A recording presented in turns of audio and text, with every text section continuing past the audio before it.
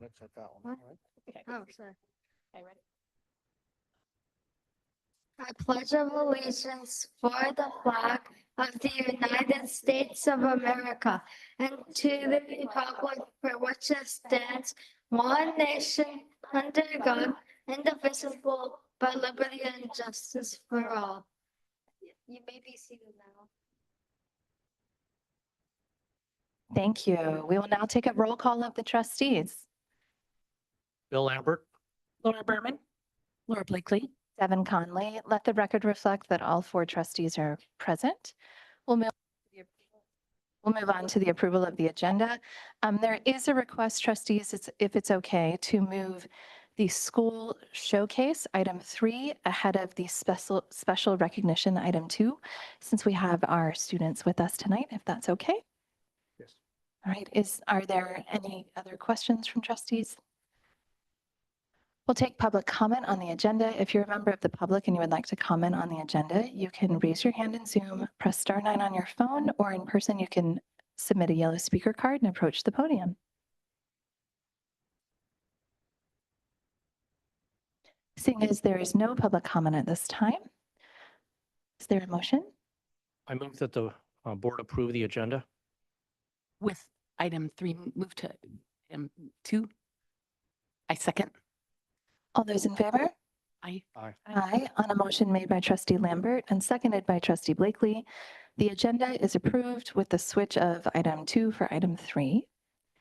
We will now move on to our school showcase. Tonight, we have students from ABMI Elementary School here with Principal Arlene Siam.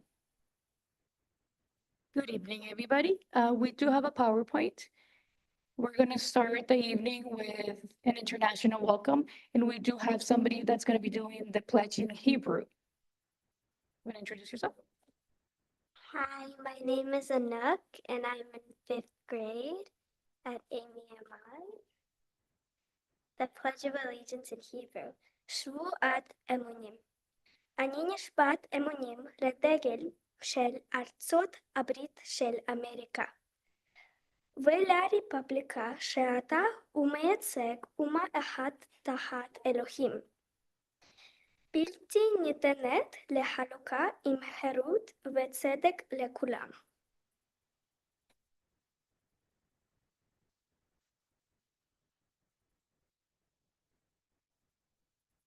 We're going to give an opportunity of our students to speak in a different language. So we're going to go down the line so you can hear all the different languages that we speak at EMI. We're going to start with our youngest students, which is the TKer.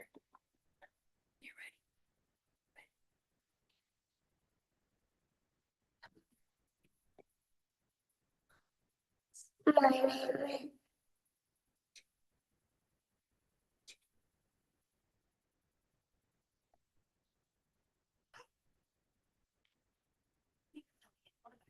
Okay, ready?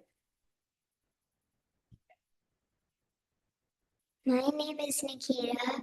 I go to EMI and I'm in 4th grade and I speak Tamil.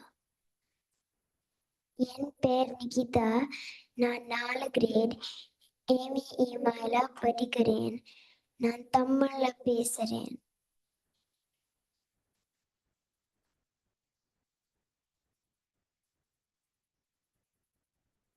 My name is Vihan Huda and I go to K grade at EMI and I speak Hindi.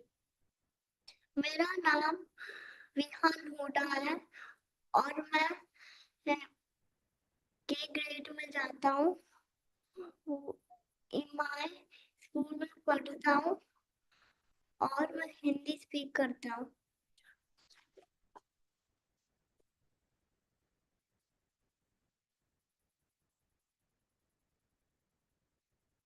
My name is Cora and I'm in grade 3 and my grandparents speak Spanish. Hola.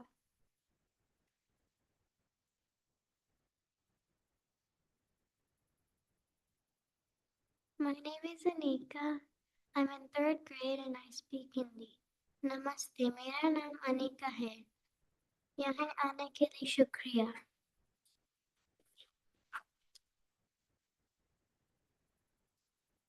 Hello, my name is Kian. I'm in second grade. And I speak Hindi. नमस्ते, मेरा नाम कियान है। मैं EMI elementary में कक्षा 2 में हूँ और हिंदी बोलता हूँ।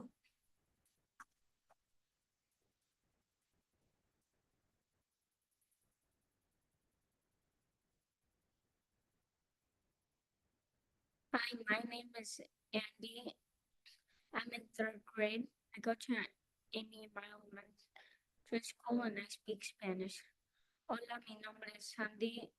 Yo voy a Amy Elementary School. Estoy en tercer grado y hablo español.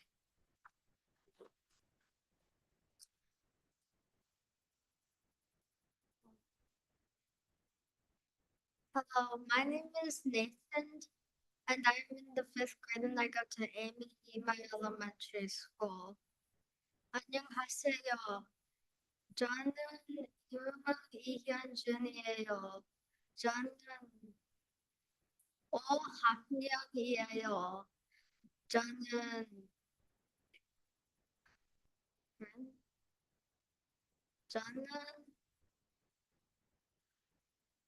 저는 한국말 해요. 감사합니다.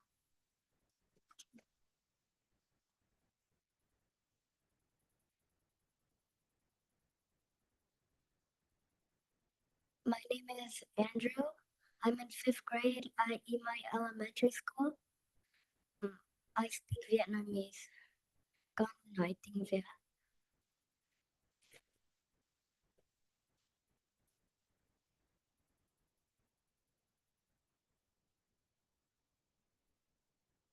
Hello, my name is Hatia. I speak I'm in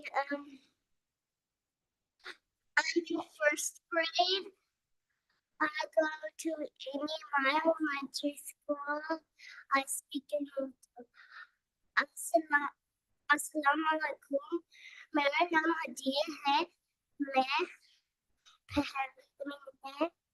Elementary School में पहले जमात में हूँ। I speak in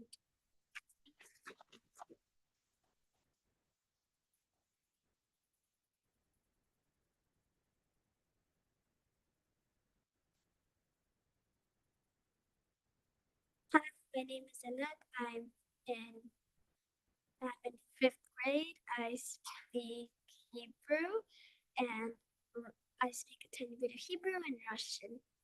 Привет, мое имя Анук. Я в 5 классе в MVWSD Elementary School.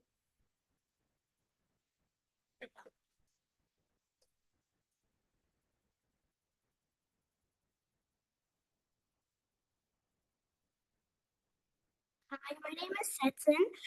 I'm in 3rd grade and I can speak Mongolian. Салон миний нэр Сэцэнгаа би 3 дугаар анги явдаг. Тэгээд би монгол хэлээр ярьж чадна.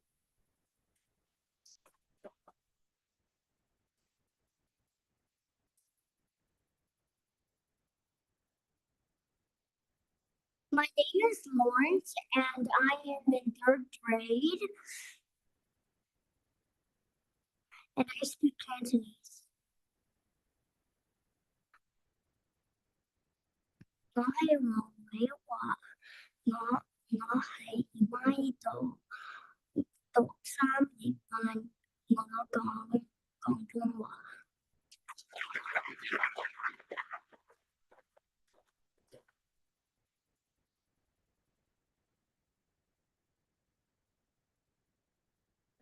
Hi, my name is Archie. I'm in 4th grade and I speak Hindi.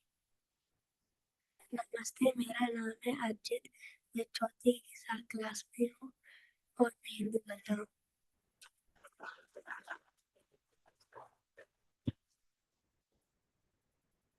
And our youngest student is a TKer. She's too shy to speak today. If you could do the first slide. Thank you, students. Just stay right there till we finish, okay?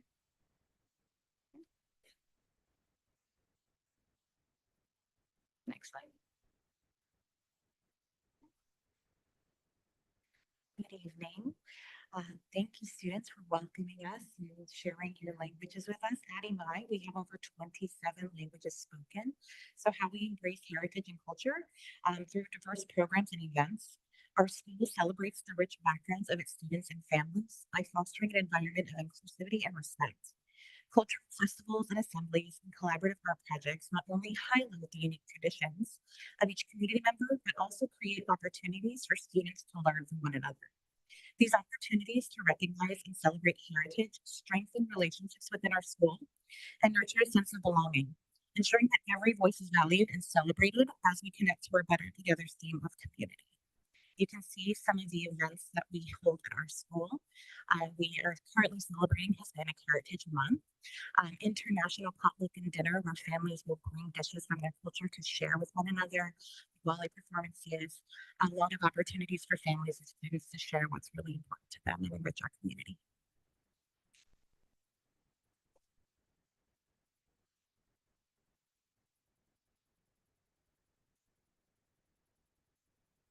Next slide, please.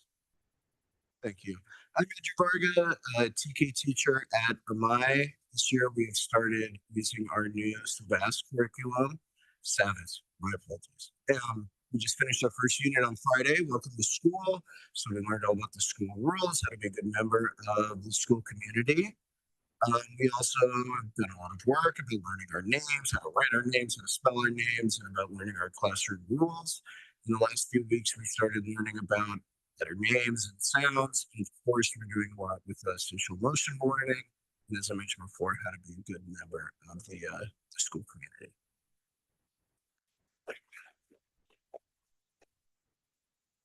Next slide. All right, my name is Ashley Hinston, and I teach first grade at MVWSD, and I was on the adoption committee for Amplify, so it's been really nice to see it in action in all of the different classrooms, and I'm really excited to see how it uses a lot of rhymings and phonics awareness to help out students as they learn. So we have a couple of videos here, one from the kindergarten team with their rhyming with Amplify, and then one from the first grade team because we're learning all about bodies and our rhyming there. And then we also have a poster from the classroom in second grade.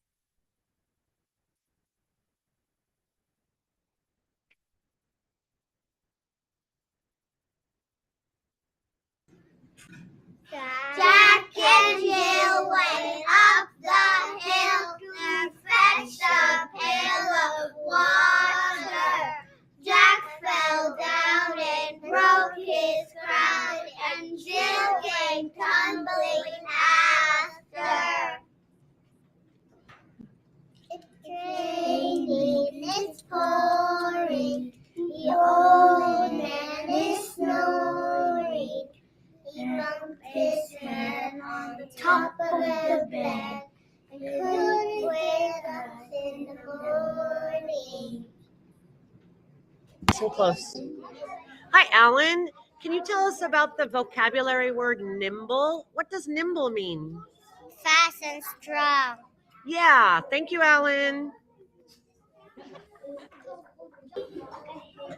Charlotte, can you tell me about the vocabulary word wonder? What does wonder mean? It means when you're, it means when what you think about and you like think what it is, but it would not if you could think about it, but maybe it won't be the same thing. Okay, thanks, Charlotte. About it. Okay, thank you.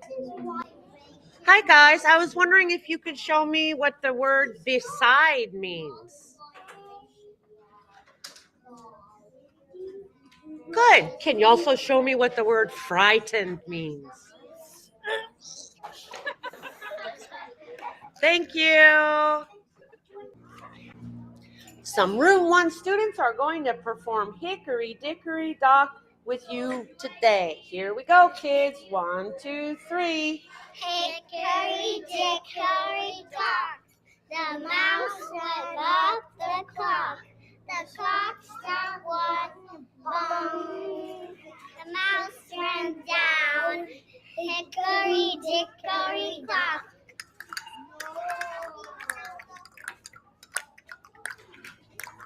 Thank you.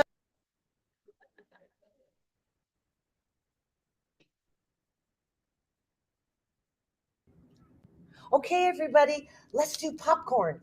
Popcorn, popcorn. Treehouse. Treehouse, treehouse. Bubblegum.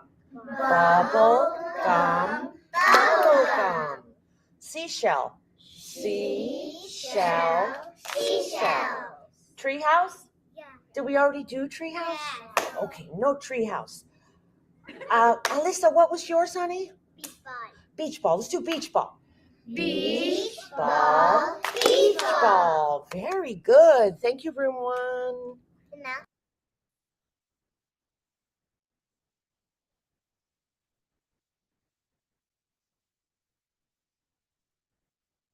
It's good food, there really is no question. Your body gets the things it needs, just leave it to digest it. Good job, guys.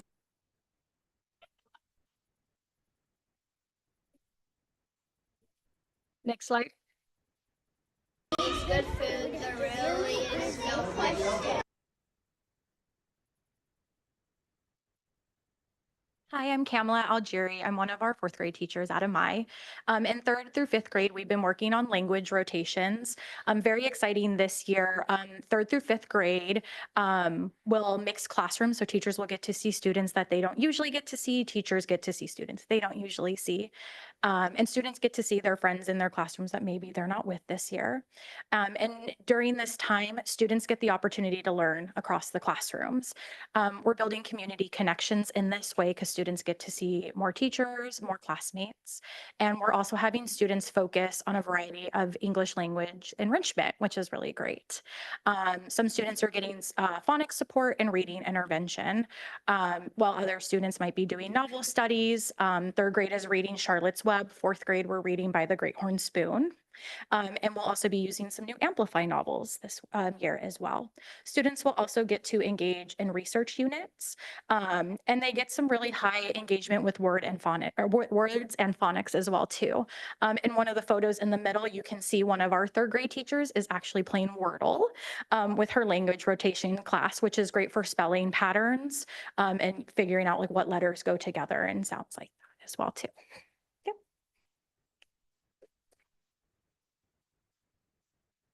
And last slide. Thank you very much. I hope you enjoy your showcase. Is it okay if my two students that came in late could introduce themselves? Sure. Never have a practice. Hello, my name is Mira. I am in first grade. And I speak a little bit of Dumber. Welcome.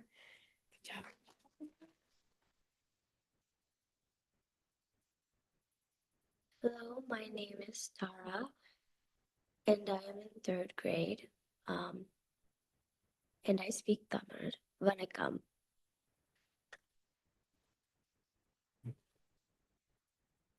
Thank you, everybody, and hope to see you at EMI. Come visit us this year. Great job.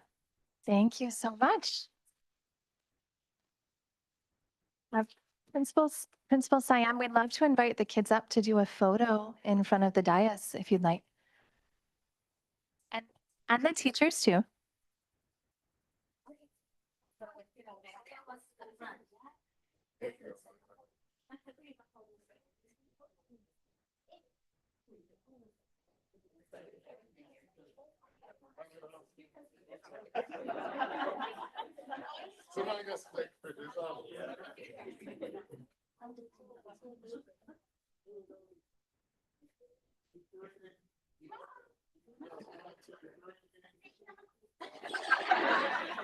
Last one, here we go. 1, 2, 3.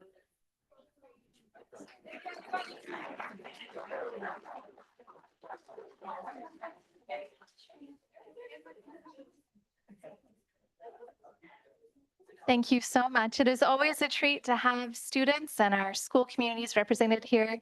Thank you to the parents as well for bringing everybody out tonight.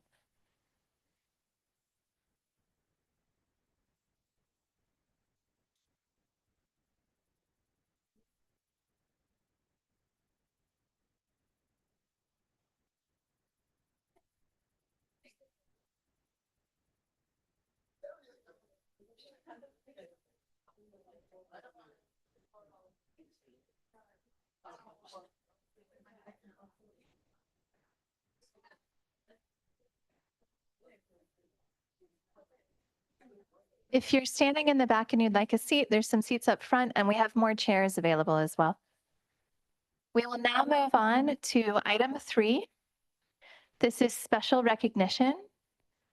We will hear from our Chief Human Relations Officer, Tara Vickyard, who is going to recognize our newly permanent certificated staff for the 2024-2025 school year. Thank you very much. It's always my honor to come to this specific board meeting every year and the one at the end too, when we get to recognize those retirees and years of service. But this is like the first introduction into that great world of permanent status in the district. Congratulations on making it through some excruciatingly tough first 2 years of your teaching profession here with us at Mountain View Wisman. I hope that you find it the most satisfying and rewarding and challenging job out there, and that you'll stay with us for many, many more years to come. But with that, I would like to honor those who are receiving permanent status with us now. I'm going to go in alphabetical order by last name, just so you kind of know where you're at. And apologies from several people who can't be here tonight, but I think some are with us online. So here we go.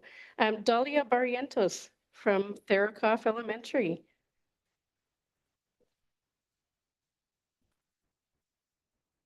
We have Matthew Chow from Stevenson Elementary.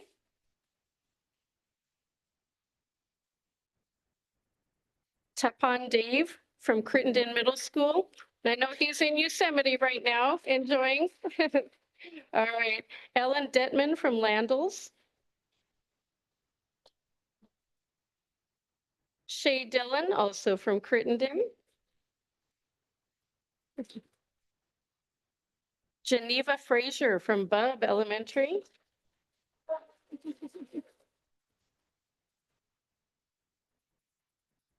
We have Tanya. yeah. Come on, Geneva.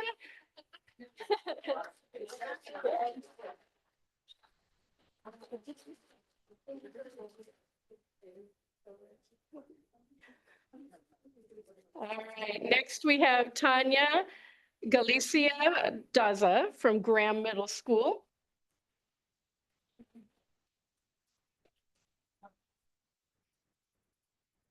Okay. Dana Garbo also from Graham Middle School.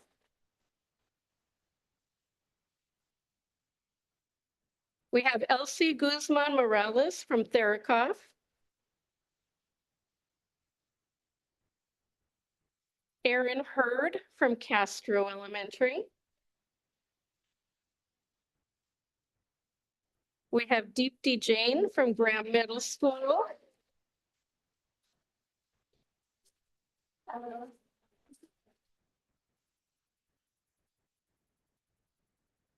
All right, and we have Libby Johnson from MI Elementary.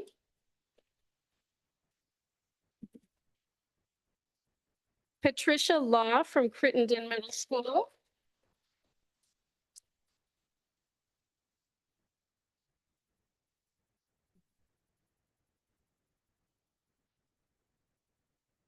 All right, Enadina Leon Lopez from Therakoff.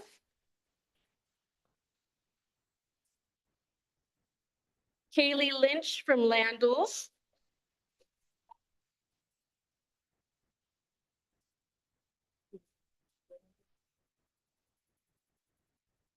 All right, we have Michelle Malashevitz. I said that wrong, I'm sorry. Malashevitz.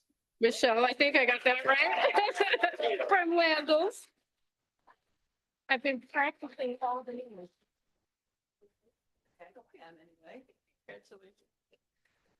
All right, we have Robin McCunvey from Graham. We also have Eva Mendoza from Graham.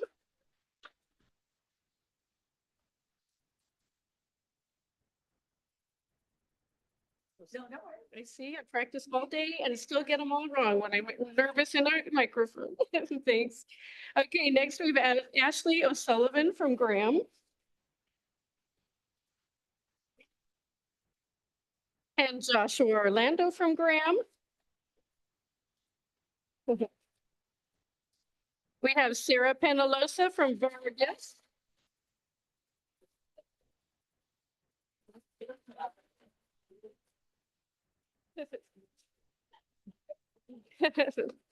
All right. And we have James Quinn from Crittenden Middle School.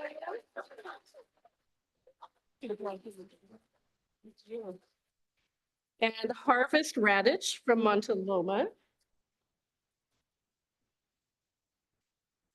Mary Shepman from Landals Elementary.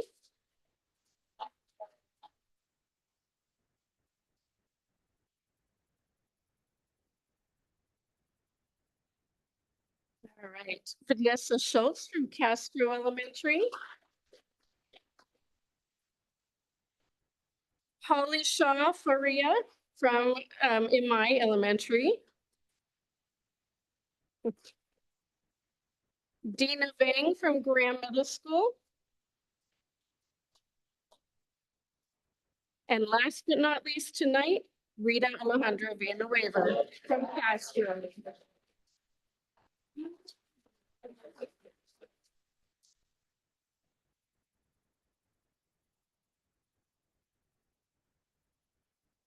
And again, I say congratulations to everyone. And thank you for all of your hard work and dedication to all of the students of our district.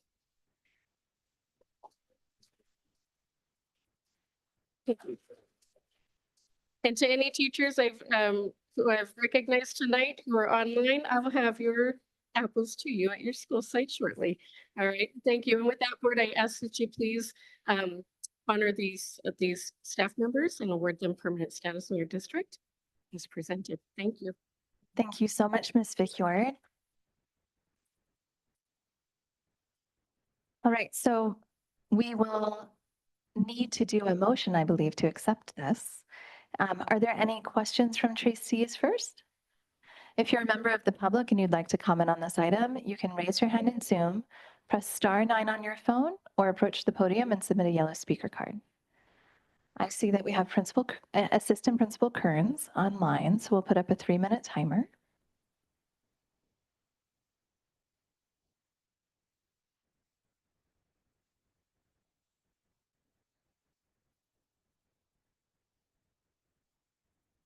We're switching over from our video. All right. Can you guys hear me? Yes, hold on just a moment. We're getting a timer up for you. There you go. All right. I just wanted to say congratulations to all of our newly tenured teachers. It's an amazing accomplishment. You made it through 2 years of some really hard work, and you all amazing. You've done a great job, and so glad that you guys have made tenure. Thank you very much. Right, and I'll just echo what Assistant Principal Kearns shared. We are so thrilled that you started your teaching career with us here and are going to continue and stay. Congratulations on achieving tenure. We hope you will continue to learn and grow with our students and the rest of us here for many, many years to come. And we would, after our motion, we'd love to invite you up for a photo as well. So don't leave once we make the motion. Is there a motion from trustees? I move that we approve permanent status for each of the newly tenured teachers that Ms. Vickyard read as certificated employees as presented. I second. All those in favor? Aye. On a motion made by Trustee Blakely and seconded by Trustee Berman, it is my pleasure to congratulate our newly permanent certificated staff. Congratulations.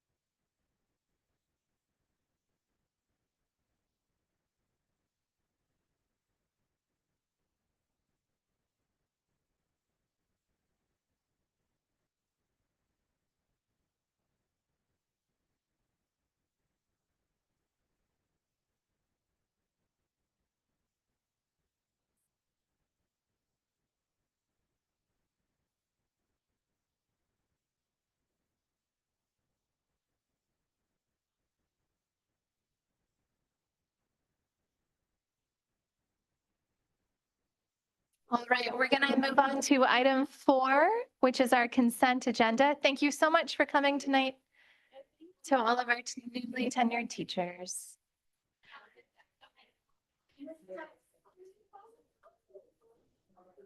All right, trustees, I would like to pull item C, contracts for discussion. Are there any other things that trustees would like to pull from consent? Okay. If you're a member of the public and you would like to comment on the consent agenda minus item C, which is contracts, you can approach the podium and submit a yellow speaker card, or if you're online, you can raise your hand in Zoom or press *9 on your phone. We have one online speaker and one in-person speaker. They will each get 3 minutes. We'll begin with our in-person speaker as soon as we get our timer up. All right, you may begin when you're ready. Thank you. Yes, I wanted to, I'll send my comments to the trustees after, after this meeting, and I'll probably try to send them to the people who are running for school board. One of the issues of contracts is a very interesting cover letter. It talks about how contracts are done and what the limits are. Turns out the limits in Ed Code 21111 or something is $141,000. That actually is the legislative maximum. If you go look at the largest districts in the state of California, or the 5 that are more than twice as large as this district in just this county, they have the same kind of limit. So one of the questions is why is the limit for this district for contracts the same as a district that's 20 times bigger or 30 times bigger? Why do we need to have, is it 7 people that are authorized to sign these contracts? They're at the absolute maximum that may be signed. I think part of the problem that this district has gotten into is there isn't enough board oversight on contracts. And part of the reason is the dollar value that there's 7 people that are just authorized to go sign contracts before the board has even had a chance to see what they are or think about them. And there's no consistent thing in purchase orders for making sure that contracts, you can go look at some of the board policies that we're missing, and some of them have to do with how a purchasing department works. There's even one of the biggest districts in California that I noticed that doesn't let their superintendent sign any contracts. That's the way they get around having anything between the chief and whatever else may happen.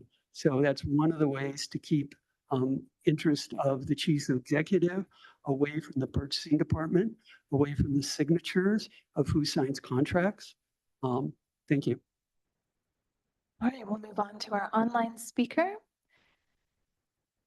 I believe this is Nancy Actor. You may unmute yourself when you are ready. You have 3 minutes. Hi, good evening, board, superintendent, teachers, admins, parents, and students. I really appreciate the hard work that's going into the week by week push with this board. And I know it requires a lot of discretion and late nights.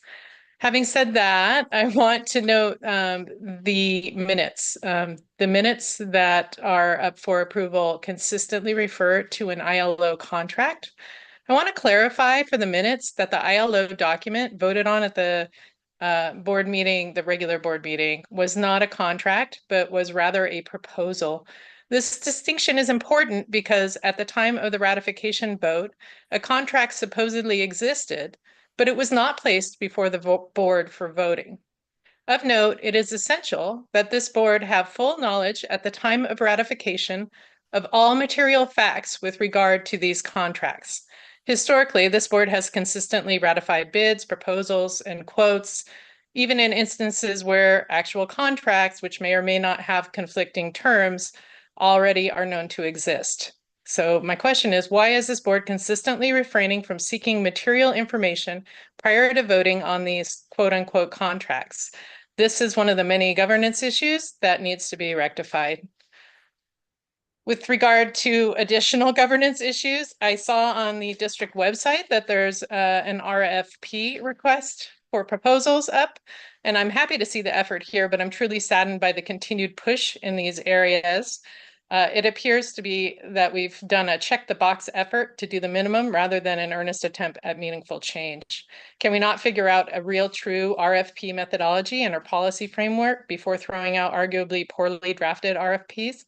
I have questions. Will this be an ongoing policy for all contracts over 100,000? Isn't it important to have a procedure for when, where, and how, including how long and in what papers an RFP is published? Shouldn't there be guidelines for requirements to be well defined with options for customization or expansion delineated, implementation details defined, and capability experience clearly and specifically rather than generally defined? I also have questions about who will be receiving the information and how it will be received. Shouldn't grading criteria and proper weighting for each factor be clearly stated? Who will be grading and deciding on the winning proposal? Will all relevant stakeholders be on a review committee? Will the process be fully transparent? Will it be a 2-envelope RFP system, one for tech admin specs and one for cost? Will references and experience location be part of the qualification? If so, at what weight? Will benchmarking be included in the scope? Just some questions I have on governance and the processes that are going on. Thanks so much. All right, trustees, are there questions about the rest of consent or motion?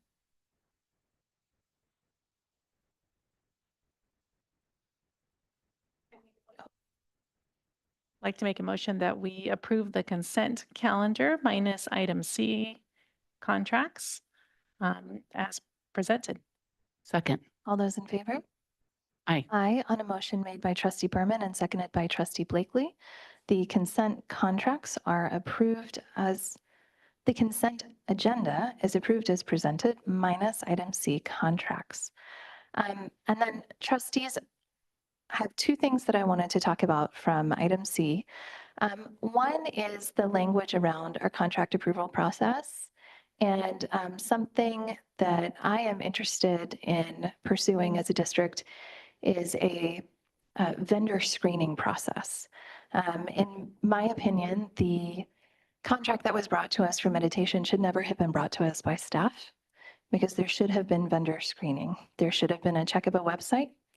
There should be comparables reviewed to make sure that the prices that are being charged are within the realm for that field.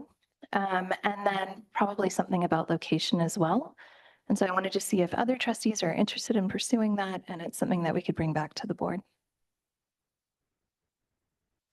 Trustee Lambert. I'd be interested in formalizing a RFP process for vendor review. And I'd like to make a comment too later on about the contracts, specific contracts. I concur that we should task staff with developing a process.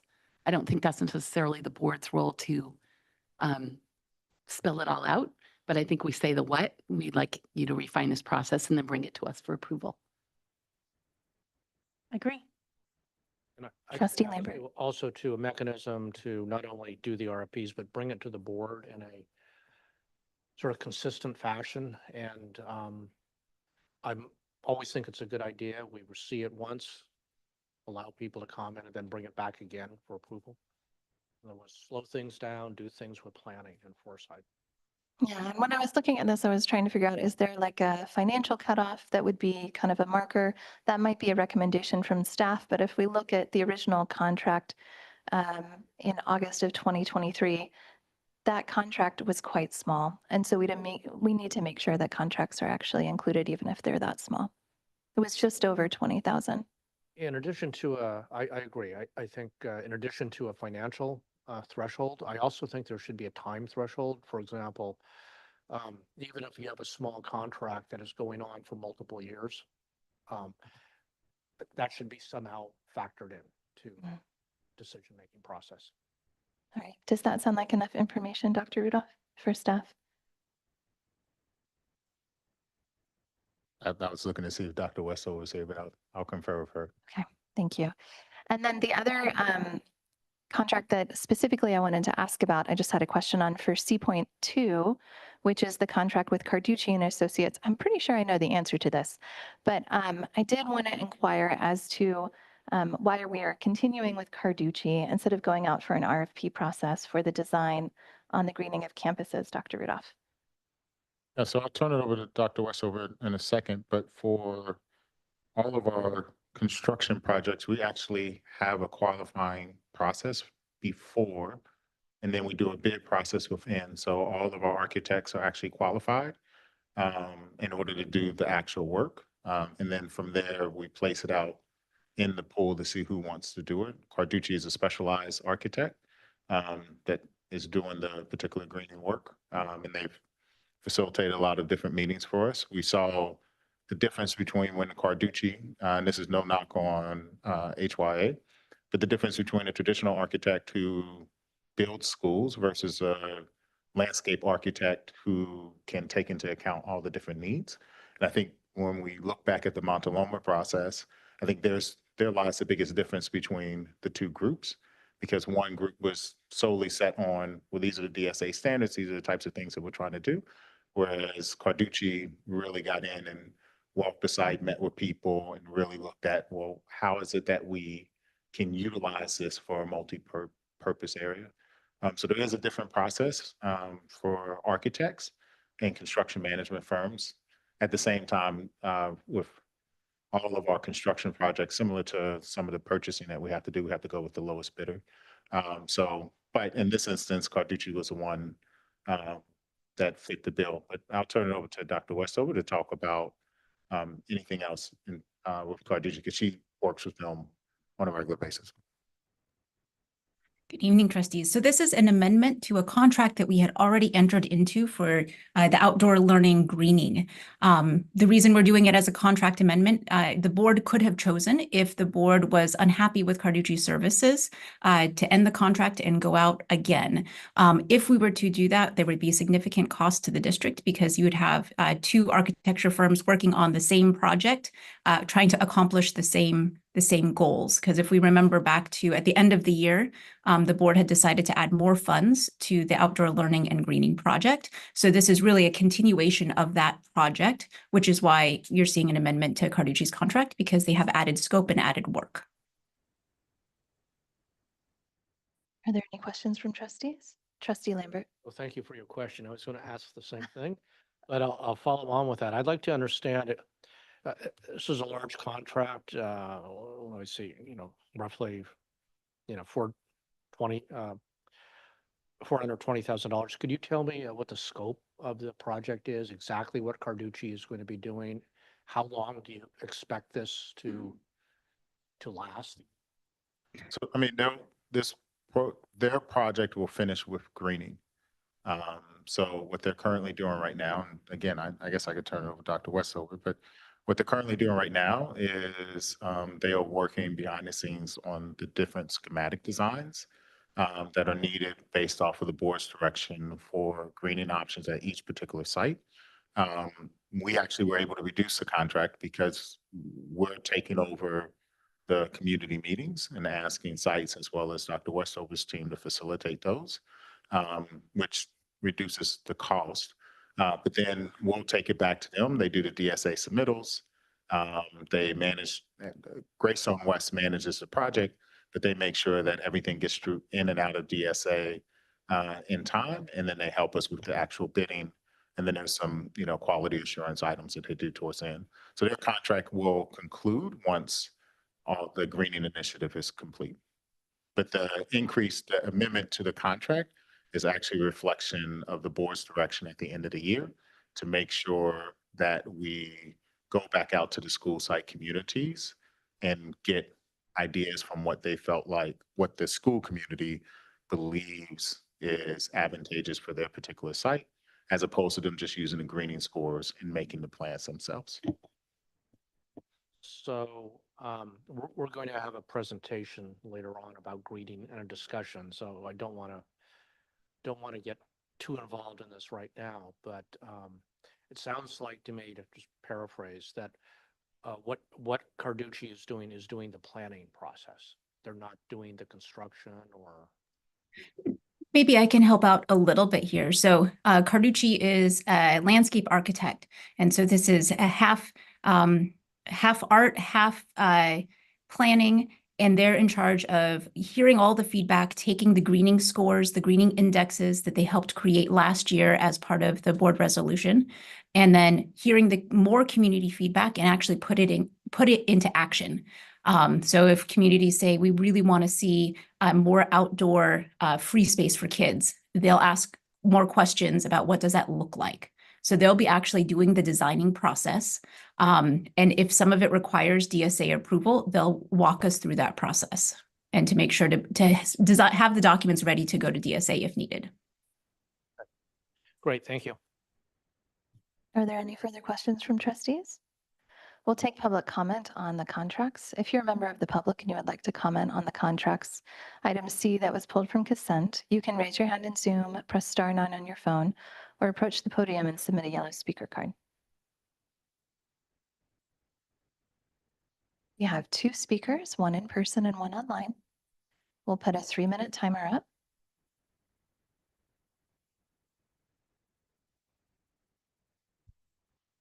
And we'll begin with our in-person speaker, Mohan Gurunathan.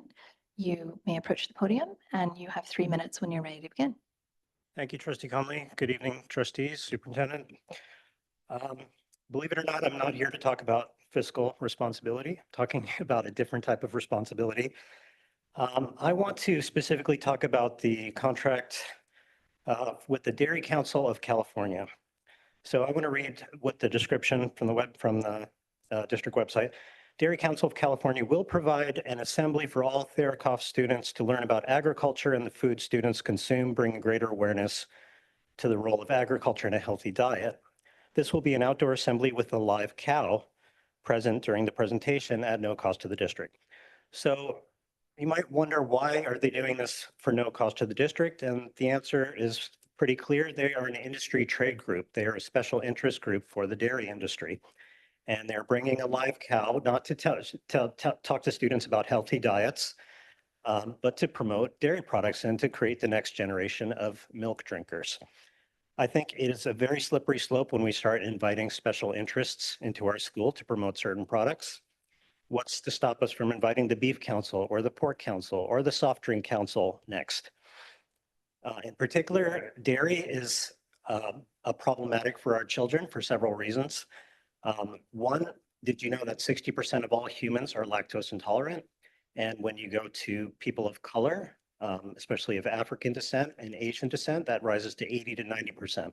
If you go to any of our schools or across the country, you'll see all the milk that's handed out. Most of it is just thrown into the trash because kids don't like it or it causes digestive distress. So why are we bringing in a trade group to promote this food? Additionally, there are serious environmental concerns with promoting dairy products. Why don't we bring in scientists and nutritionists to talk about what is ideal for human health? Why instead of trade groups? So I really want to ask you to question this, and I hope this does not become a trend that we are bringing in special interests and trade groups to try to condition our children to buy certain products. Thank you. We will now move on to our online speaker. Nancy Actor, you may unmute yourself when you are ready. You have 3 minutes.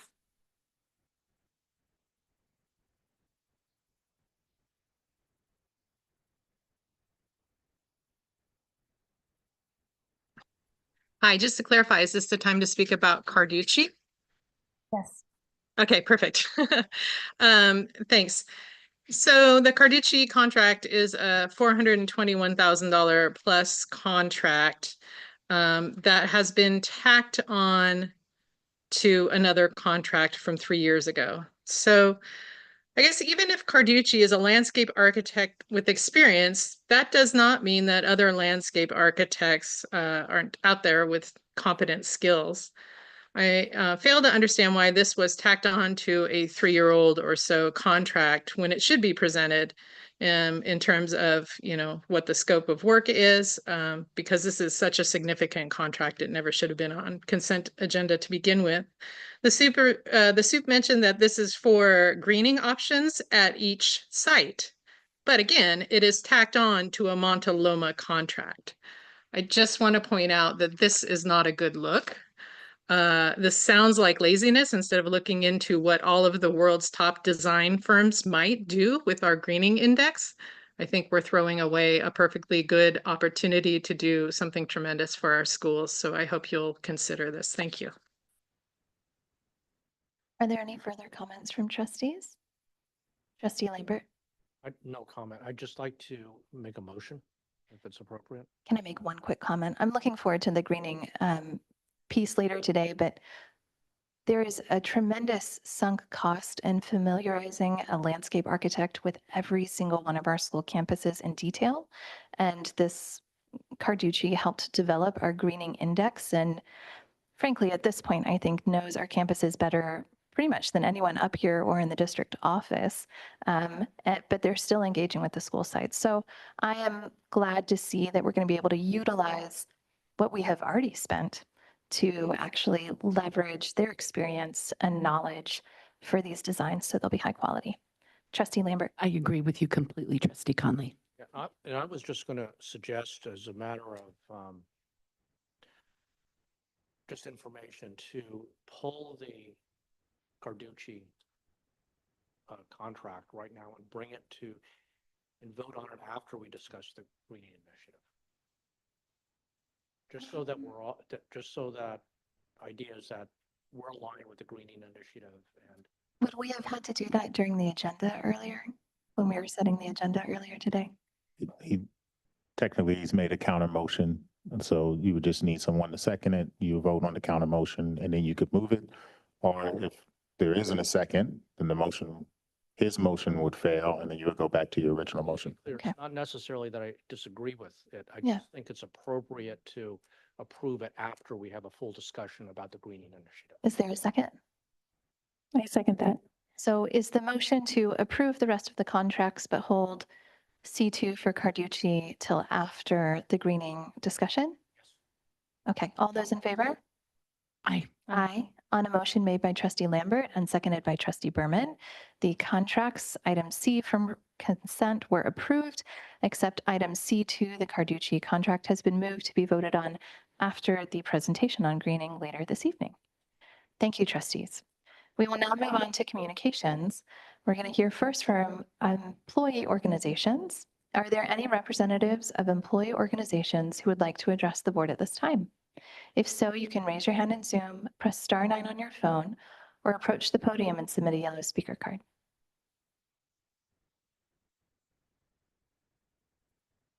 Seeing as there are none at this time, we'll move on to district committees. Are there any representatives of district committees who would like to address the board at this time?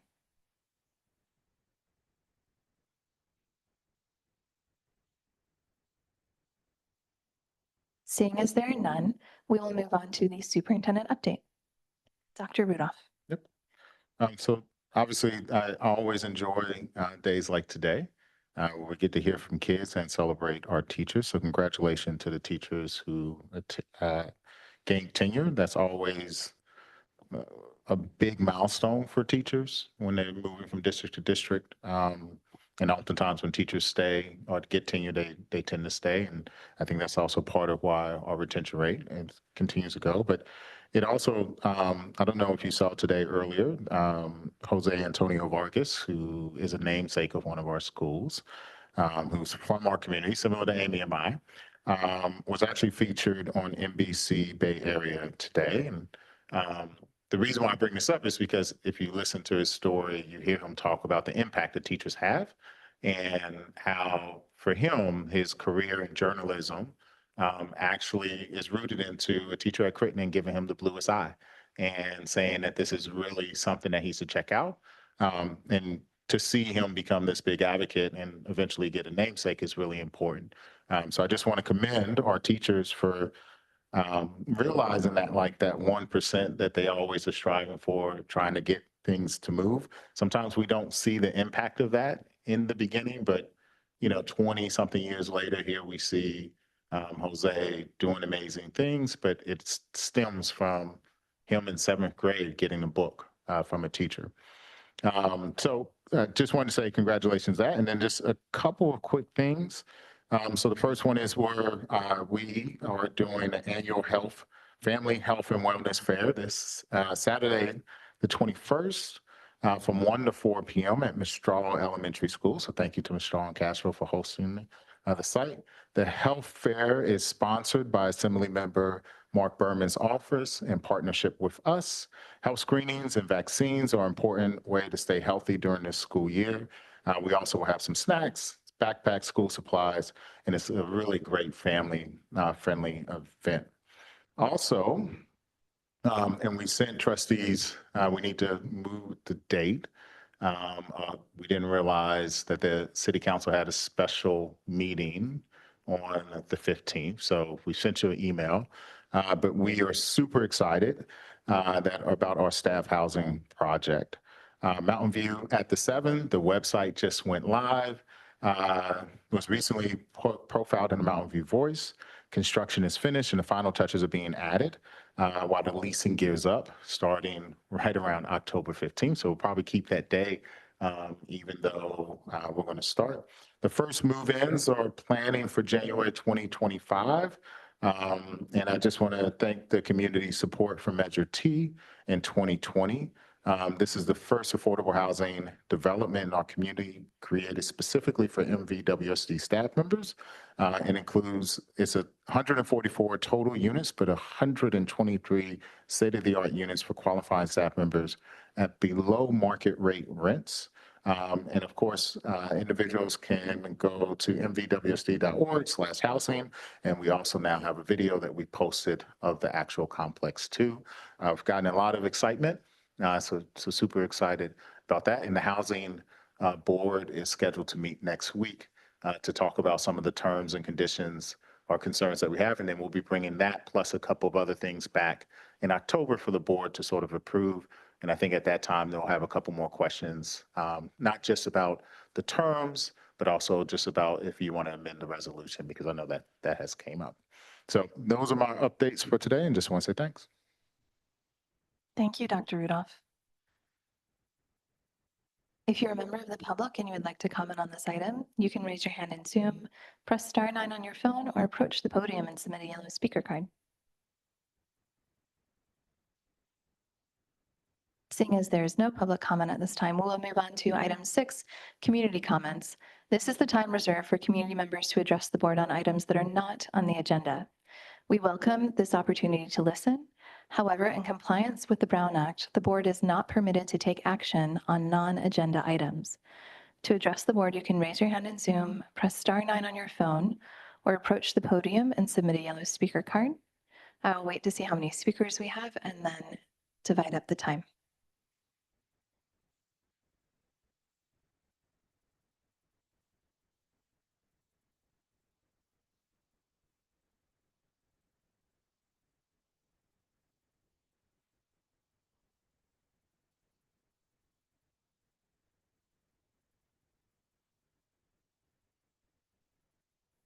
Former trustee Nelson, are you planning to speak? Okay, so we have 5 speakers. We usually allocate 10 minutes for this agenda item. We will allocate 2 minutes per speaker. We have 2 in person and 3 online. And we'll start with Mohan Gurunathan.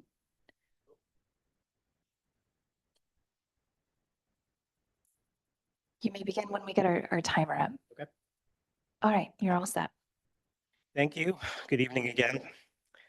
I want to make another call for something that I've asked several times before in previous board meetings, and that is an explanation for the Blue Violet contract. Not an explanation for why staff wellness is important. We heard a long presentation about that, and I don't disagree, and few people would disagree. The explanation needs to be for the $1,100 to $1,500 per session cost, how that was missed, or do you think it is reasonable? How did you justify that cost? Another question is, why does Alicia Diggs Chavez appear across multiple companies on different contracts? What is the relationship between the district and this person? And what other wellness options did you consider or quote or bid? Did you look at any options that were more reasonably priced? We don't have these answers, and I think the board owes, and the superintendent owe the community answers to these questions. Now, the Brown Act does say, actually, you can respond briefly to questions here, but if you can't do it here, please put it on the next agenda because the community deserves answers to these questions. I'm pretty disappointed to hear Trustee Conley say the staff should never have brought it to the board. Actually, the board never should have approved this. So it feels like you're passing the buck, and that's disappointing because all 4 of you voted yes on this contract, and you voted yes 3 times because Blue Violet came up at least 3 times. So we need an explanation for that. The excuse that we didn't look at the website, which I hear over and over, is laughable.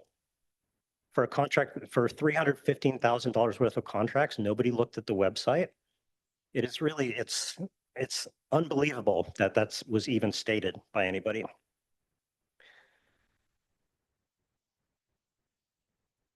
That's my comment. Thank you. Thank you. Former trustee Nelson.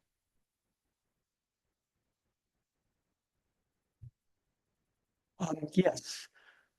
I wanted to say, yeah, in November, Christopher Chang did pull up that contract, the Blue Energy. He pulled it up. He discussed it. He discussed how expensive it was relative to the what he'd looked up about other equivalent contracts. So the fact that you didn't listen to him in November, you collectively and you, President Conley, who said you were surprised at this, just shows you weren't listening to Trustee Chang the first time he brought it up. The second time he brought it up, you also didn't listen to him. But anyway, the good news is students can be on school site councils at the secondary level.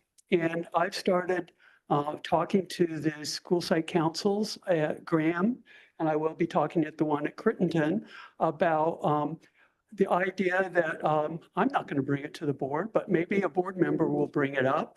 And maybe there'll be some students who are interested in, who are in leadership class or some other thing that would be interested in being an official member of the school site council of the middle schools, a voting member, not advisory, but voting is what the state code says.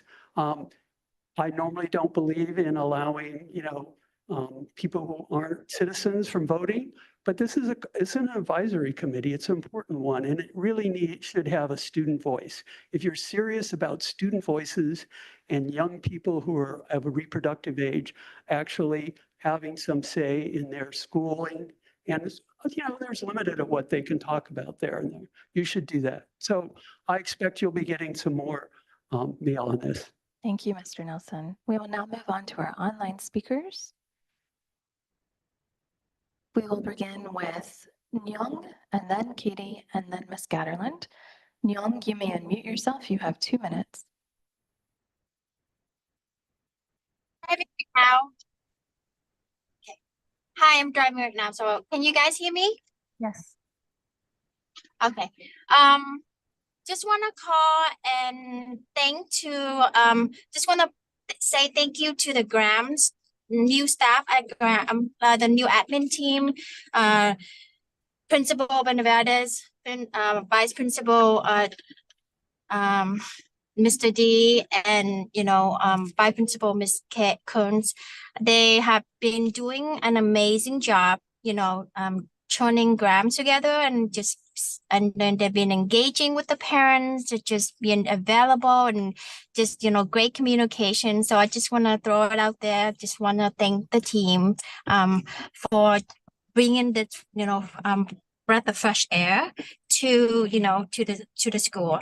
And also recently I just discovered Principal Benavides podcast, or actually 2 episodes he did with the Santa Clara County Education regarding co-teaching, and it's like 2 parts, 1 hour, and it's amazing. It's talking about co-teaching in the middle school, and I was, and then it just brought me back to thinking about, how our district have problem not meeting that 60% minimum of teacher salaries, And, you know, whether we have to file an exemption for that. And I was wondering if there's a way to incorporate, you know, those salary and, you know, go make it, you know, get co-teaching done. Because when he was discussing it, how he changed the co-teaching method at Green Middle School, and it was like 21 classes, you know, that essentially positively benefiting 600 students. So I hope that can be done so in the near future. Thank you. Thank you. Dr. Rudolph, just to clarify, we don't have an extra $4.5 million. We were not able to fill all of our certificated spots and then had to contract out for them. Is that correct? Correct. Okay. And we do have co-teaching in the middle schools, yes? I was a co-teacher myself, and since my second year of being in this district, we have instituted co-teaching as a way to be more inclusive, based off of the feedback that originally came from the school quality reviews as well as the district quality reviews. And in fact, Ms. Queso was one of the main advocates for saying that we needed to make sure that our kids were included in the regular ed environment. And as a former co-teacher, I firmly believe in that work too. So we have been doing co-teaching all the way down to preschool level. Thank you. Our next speaker is Katie. Katie, you have 2 minutes. You may unmute yourself. Hi, can you hear me? Yes. Okay, great. Thank you. My comment is somewhat regarding the upcoming parcel tax. When I went to Santa Rita in the 80s, which is in the neighboring Los Altos School District, our elementary school had an official looking science lab. It was modular, but it was there. My daughter, who is in second grade and doesn't attend school in this district, started programming robots in Scratch at her school during first grade. When I voted for Measure T, the ballot's very first sentence was to provide safe, modern classrooms, arts, science labs at neighborhood schools for quality education. That was the info people door knocked with. And I voted thinking that the wording was genuine and that we would really see some results from this money in our science programs, but I don't know what others have seen, but I haven't really seen that at the elementary level. And then when I review what's been sent out about where the money from the parcel tax will be used, again, I'm seeing vague wording about programs using buzzwords that people care about, like computer science and AI, but no specifics about what the money will be used for.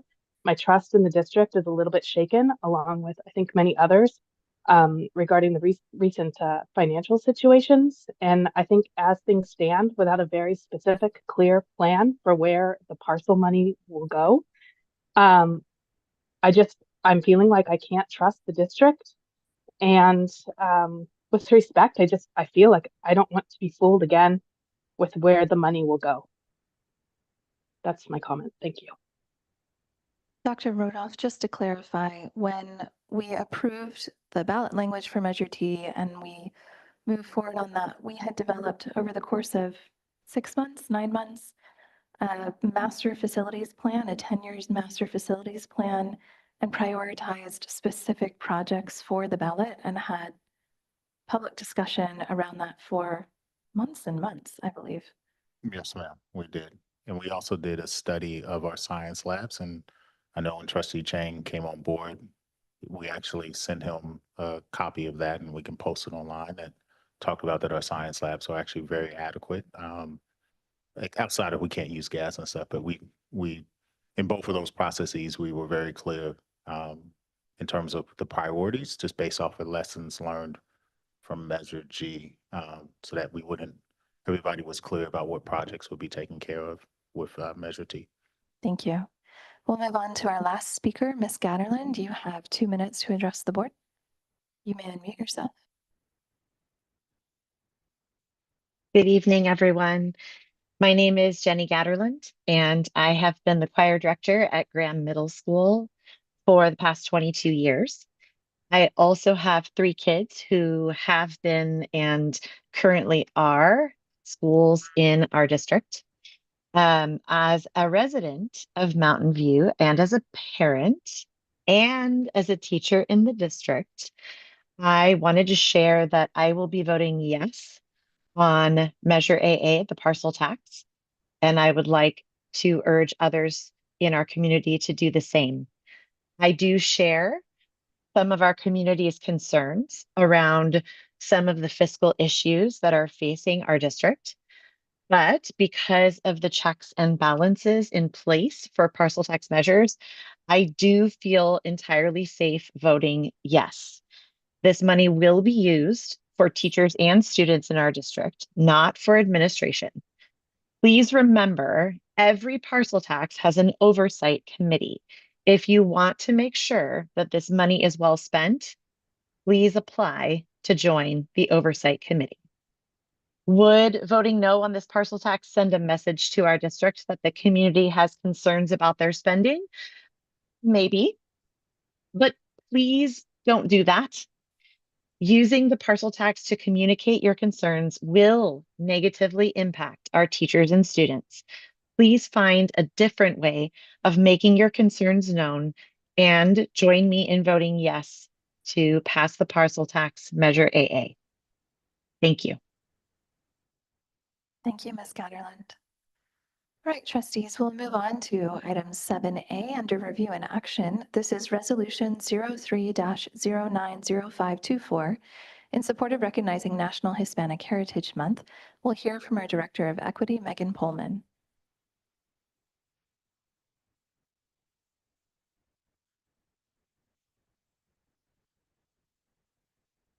Good evening, trustees. Sorry, I was having a difficult time opening my video. There we are. Pardon for the delay. September 15th, 2024 marks the beginning of Hispanic Heritage Month. Mountain View Wisman recognizes the significant and historical contributions people with Hispanic Latino heritage have made in our community. We honor them this month ad infinitum. And I present this resolution to you and recommend that we pass as presented. Thank you. Thank you very much, Director Pullman. Are there questions from trustees? Trustees, sometimes we do choral readings of resolutions, sometimes we don't. We have a very full agenda, so I'll go with what your preference is. We'll waive the oral reading. Okay. If you're a member of the public and you would like to comment on this item, you can raise your hand in Zoom, press star 9 on your phone, or approach the podium and submit a yellow speaker card. Seeing as there is no public comment at this time, are there comments from trustees or a motion? I had a comment. Did you have a comment or you a motion? Motion. I just wanted to say, I know this represents all people of all Hispanic heritage from many countries, but I love the fact that it starts on El Quince, the 15th of September, which is the day before Independence Day in Mexico. And it's a huge day of celebration. People in the United States tend to celebrate the Cinco de Mayo, but in Mexico, I lived in Mexico for a while, it's El Quince is the real deal. And so I think it's only fitting that this starts on that day.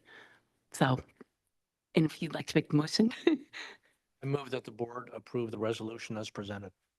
Second. Oh, go ahead, Laura. You Second. Thank you. All those in favor? Aye. On a motion made by Trustee Lambert and seconded by Trustee Berman, resolution number 03-090524 in support of recognizing National Hispanic Heritage Month is approved unanimously. We'll now move on to item B, Board Policy and Administrative Regulation 6145, Extracurricular and Co-Curricular Activities. This is our second reading, and we have Chief Academic Officer Kathy Bauer here. Good evening, trustees. I brought this policy and administrative regulation to you at the last meeting for first reading. This is a required policy that has to be reviewed annually, and CSBA had recommended some minor changes. And so tonight what I'm asking is that you approve the policy at second reading as presented. Thank you, Ms. Bauer. Are there any questions from trustees? If you're a member of the public and you would like to comment on this item, you can raise your hand in Zoom, press star 9 on your phone, or approach the podium and present a yellow speaker card.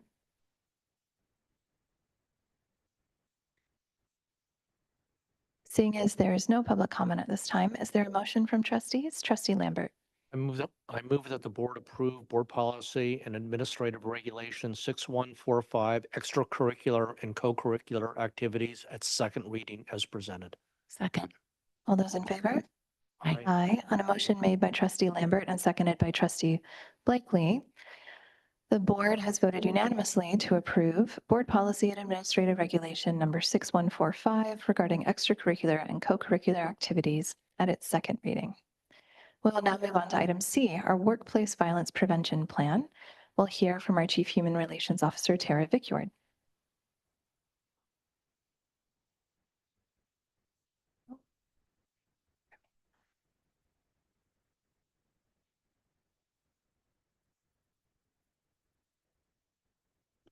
All right, as presented at the previous meeting, staff is asking that you approve a workplace violence plan. This is a temporary plan as we go out and collect stakeholder feedback. Our goal is to bring back at the end of the year a plan that is tailored directly to the needs of Mountain View Wisman. But state law, which changed right in June, requires for us to have a workplace violence prevention plan in place right now. All right, thank you. Are there any questions from trustees? And this is our second reading of this. We'll go to public comment. If you're a member of the public and you would like to comment, you can raise your hand in Zoom, press *9 on your phone, or approach the podium and submit a yellow speaker card.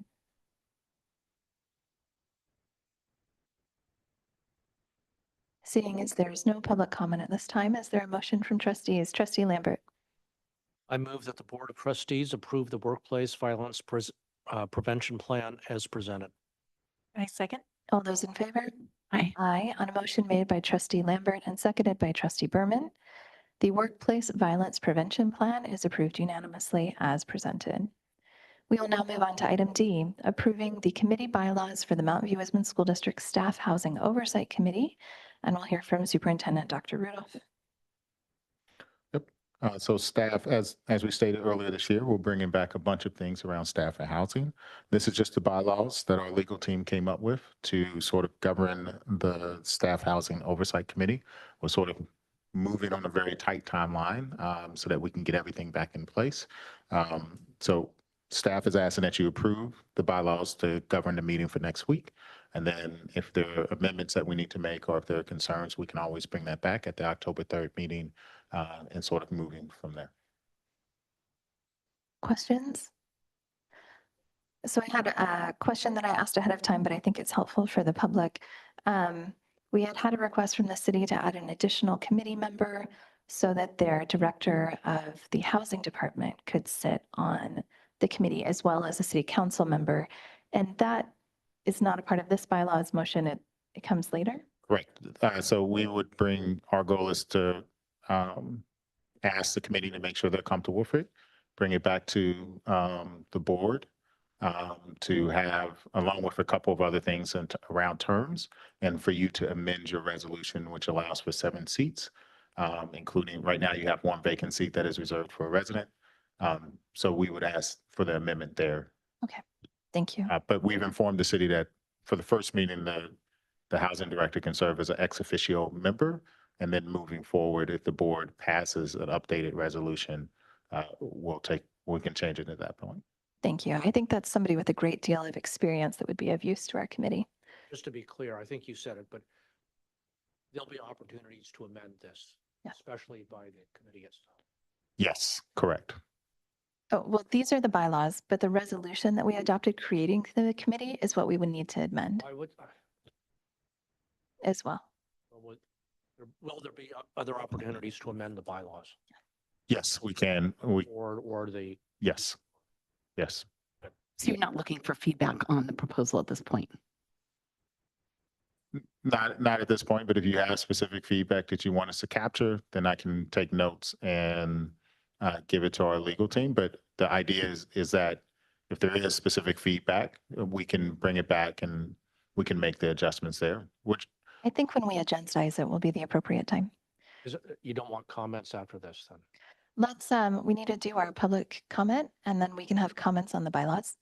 If you're a member of the public and you would like to comment on this item, you can raise your hand in Zoom, press *9 on your phone, or you can approach the podium and submit a yellow speaker card.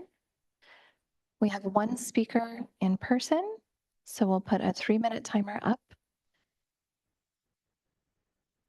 And former trustee Nelson, you may begin when you are ready. Thank you. I wanted to refer you to page 5 and page 4. On page 5, it says very specifically on 6.1, The board shall have sole discretion to select, appoint, and remove members, which is exactly appropriate because this is a board committee. However, the previous page 4 in rules of procedures says somebody may be removed from, or a member may be removed from the meeting by the superintendent of the district or designee, rather than just the chair with the agreement of a simple majority of members present. And in contradiction to the other page, this says that somebody may be removed from office by the superintendent. Look at that at the end of 4.5. It says, in opposition to what page 5 says, it says the power that shall have removal power is the board that had appointment power. And yet somehow in 4.5, there's a conflicting power that says the superintendent has the power to remove a member of the board. A member of this committee. Now, if it's a board committee, the board has a right to appoint and the board has a right to remove. And I've complained before about this idea that somehow there's an amalgamation kind of committee, this budget advisory committee. This is just a very slight amalgamation of powers that makes no sense. It's very easy to amend. I've given you a copy, President Conley. It is to delete the words, the superintendent or of the district or designee or, and leave it as the chair and the members take care of moderating their own program. And this idea that the superintendent also has the power to remove somebody that the board has appointed, that seems to me absurd. That seems to me against the whole ideas of a board set up committee that the board appoints members to. Certainly if the majority and the chair of this committee has decided that somebody is showing willful contempt of the rules and procedures, that the board will remove that person pretty quickly. There's no requirement that there be a long waiting period. It could happen at the next regular meeting. The president could call a special meeting and it can happen with. Thank you, Mr. Nelson. I have this, thank you, and feel free to submit any further comments you have in writing. Trustees' comments? Trustee Lambert? Sure, I just have, after reading this, I have some comments and maybe just take it into as we work through this. It's good. I think the oversight committee should give their inputs to these bylaws before we finally approve them. It wasn't clear to me in section 4.2 who actually set the agenda. It said the chairman does, but it was unclear with who and what and where. There seemed to be also nothing defining the interaction or the position of the property manager with this board and how that interaction works. And if the property manager is even on these or what information they get. Our interaction with a property manager as a district at all levels should be very, very clearly defined so it goes smoothly. To me, it seems that a member of the public at large should be on this committee. I also question and wonder why both the CSEA and the MVEA have representatives on this committee. These are my thoughts on reading this. Overall, I think it's pretty good. It's a good start. It clearly needs to be tweaked and, over the next, I guess, month. Are there other comments? Thank you, Trustee Lambert. Are there other comments from trustees? Trustee Berman? I think with all this feedback, I'm wondering, do we need to have something in place before that first meeting that the committee has on Thursday? And, okay. And what about that? I had a similar question about the agenda. Who's creating the agenda? How How is it posted? So now? for the first meeting, and I can answer a couple of these Okay. if you want. For the first meeting, we're actually posting the agenda, and one of the first items on there after welcome is actually to review the bylaws and make any adjustments from there. The agenda is subject to the Brown Act, so our goal is actually to have it done by Monday for the 26th meeting. And then from there to get their feedback and bring it back. And that's also when we would bring back the resolution. When properties and this I think is the challenge with an agreement of a process that's been taken for so long.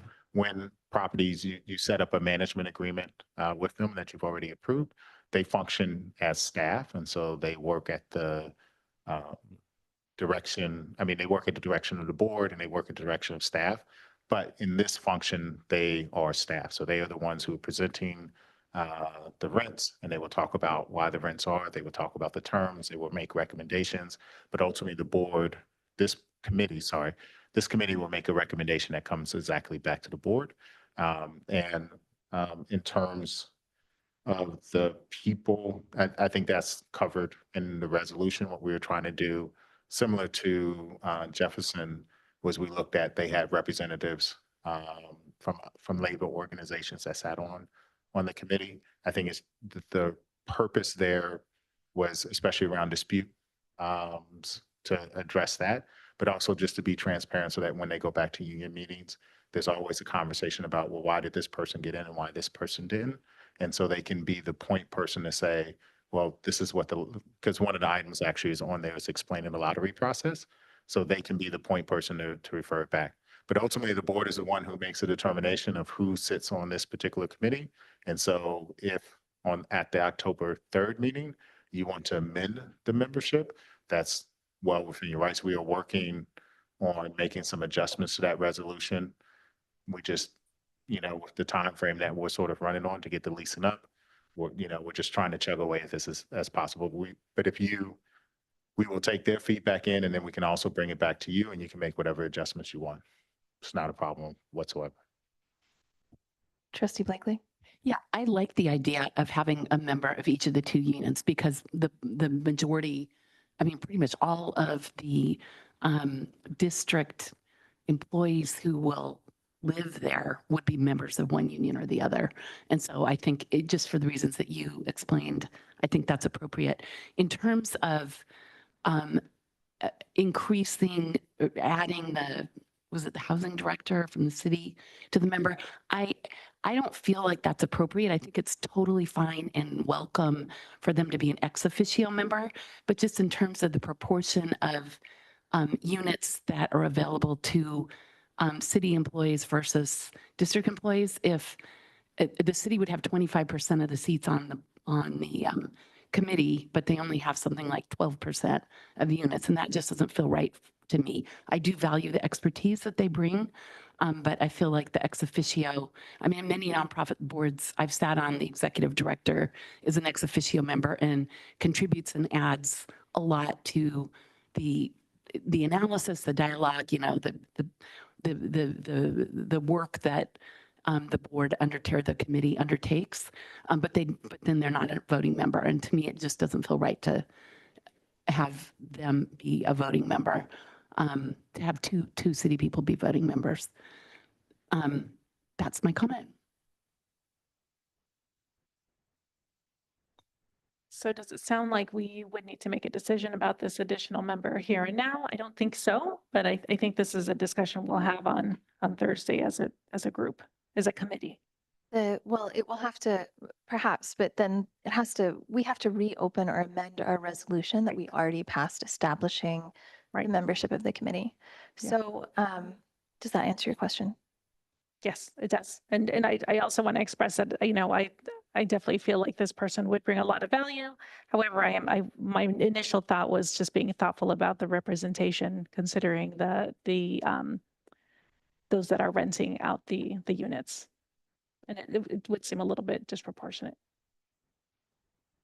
Just one other comment. I know we have a future resident or a slot reserved. I definitely feel that there should be some resident representation on that committee, but I know nobody lives there yet, so it's hard to appoint somebody at this time when there are no residents. And I just wanted to ask, the meeting on Thursday, is that going to be setting the rents? They're going to talk about how they got to the rents, and then they have a recommendation for where the rents are. I- And sort of going through, I mean, uh, there's definitely, everything falls well below the AMI levels that are outlined. So the AMI levels serve as this, for us, in this instance, serve as the ceiling. So there's definitely there, but they're going to talk about with the group and then ask for approval of the actual rent. So they'll talk about how they get there and what the different terms and what is influenced within the rents. Thank you. Then I just had one question. So under 4.5, the rules of procedure, this talks about members being removed for showing willful contempt of the rules of procedure and standards of decorum. Do we have standards of decorum defined somewhere, or is that kind of a general term? I mean, it sort of follows, it's a general term that follows sort of what the board has in the event that somebody is behavior so egregious within a board meeting that they can be removed. The only ability I have, since I'm sitting in the meeting as staff, is to remove somebody in the actual meeting. The board would actually have to come back and take a vote, but you're granting the power just to keep the meeting going. Okay, so then it may be that we correct I'm going to let the committee review this, but the last sentence says, members that fail to adhere may be removed from office by you.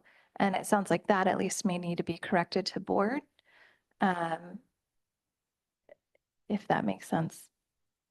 That's fine. I think that, and this was created by our legal team. Yeah. I think the intent was, in the event that the meeting goes off the rails. Yeah, that staff can remove. You're not asking a committee member to remove somebody else. You're empowering staff, but I don't have any business. I don't have any interest of getting involved. I was going to say, I don't necessarily want to put you in the position where you're expected to remove someone either. So I would be interested in what the committee has to say about this section in particular when it comes back to us next. I can make it a note on the 26th to make sure, and we have two members that are there, to make sure that I point that out, and for them to make any other recommendations around bylaws. Thank you very much. Thank you. On that note, we're down a trustee. Is there a motion regarding this item? I believe this is this is an action item.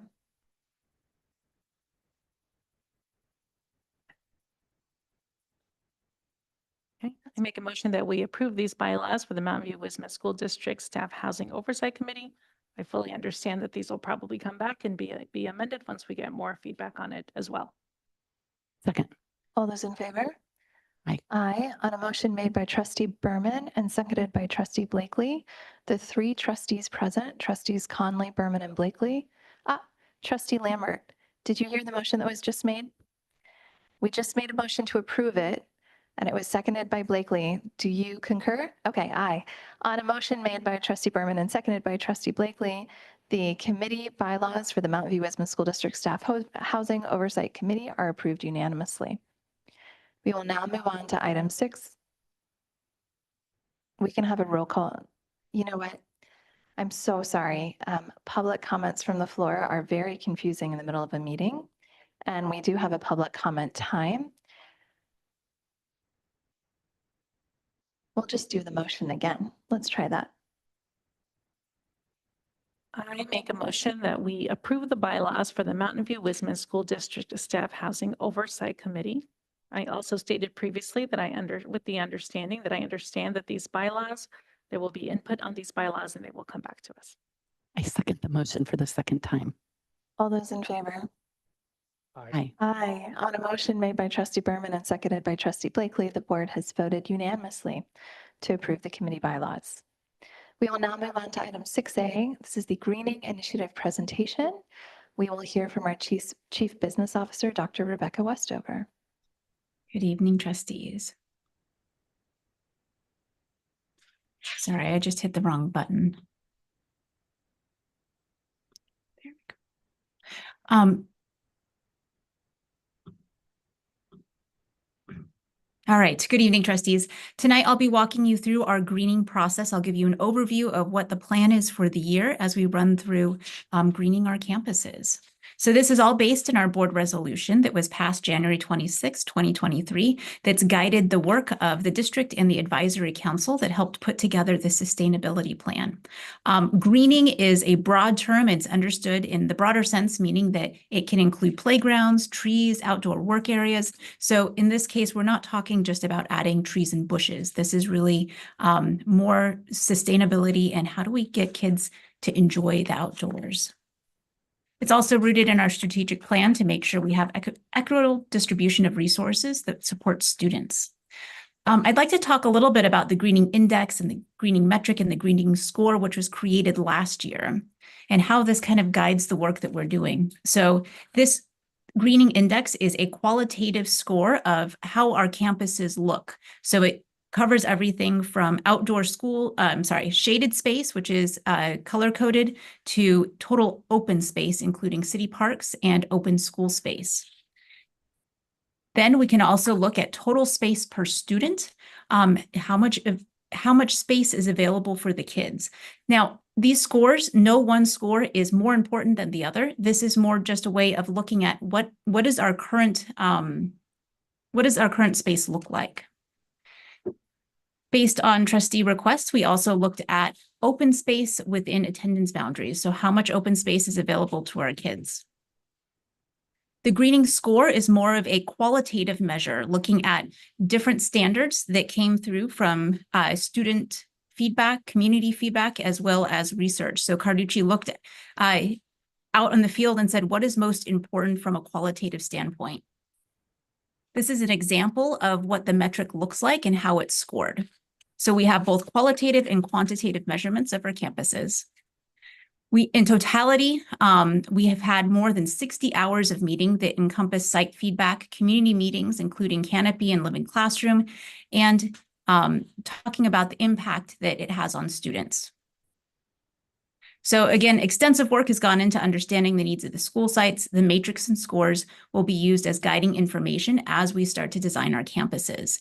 We're going to continue to solicit additional feedback from the community and sites for the development of the greening designs. And I touched on this in my last slide, so I'll keep going. So I'm going to show you what our process is for this year. Our goal is to reach out and make sure that we're able to fulfill as many needs as possible.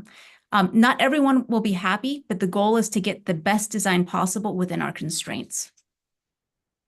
So we have multiple touch points throughout the year. So I've highlighted where we'll be coming back to the board for presentations. So today is September 19th, an overview of the process. Then in October and early November, we'll hold community meetings to review scores and suggest prioritization based on our budget. Then we'll come back to the Board of Trustees to show our initial plans based on that feedback, then go back out again for more community meetings so they can actually see what the designs look like. The community will then provide us more feedback. Carducci will take that feedback, adjust designs as needed. Then we'll come back to the board again in February to have a presentation on what the plans look like to receive additional feedback if there's anything we missed or if there's anything else we need to continue to change. We'll have another community feedback session in March. And then finally in April, we'll come to the board with schematic designs for approval. So hopefully you can see by our timeline that our goal really is to have a back and forth conversation with the community about what they feel is important to have on our school campuses. I think something that we've come to appreciate is the community is very much part of our campuses. Looking at our overall timeline, construction will take place in December, January, February if there is no DSA approval of 25-26 and June, July, August of 26 if there is DSA approval needed. So by having multiple touch points, we hope to have designs that meet as many needs as possible. A successful design will help improve the green score and index at each school site while honoring the greatest needs. We also have a unique opportunity available to us. Google has grown hundreds of trees for use on their now canceled project. Google has partnered with Canopy to donate trees to the community, and to take advantage of the free trees, we're asking the board to authorize staff to split the greening into 2 phases. Phase 1 would be Carducci using information from previous meetings, meaning last year, to add trees in select areas. I think something that we heard quite clearly is there are areas in courtyards and in the frontages of schools where people would really like to have more trees. So this would potentially involve irrigation and cutting into pavement. The second phase would be the larger portion of our project to follow the outreach scheduled as presented. So next steps, we'll have community meetings at each site to discuss top needs, and then we'll come back to the board for a presentation on November 21st with initial designs. And then I also have a few questions for you. Does the board want to direct staff to split greening into 2 phases to take advantage of the free trees from Google? Does the board agree with the current process? And at the last board meeting, the board had directed that funds be spent evenly between the sites. The current construction budget is a little over 10, is over 10 million. Thank you, Dr. Westover. Are there questions from trustees? Trustee Blakely. Yes, I'm curious how we came to arrive at a budget of 10.8 million. It was the remainder of the budget that wasn't allocated. So, okay.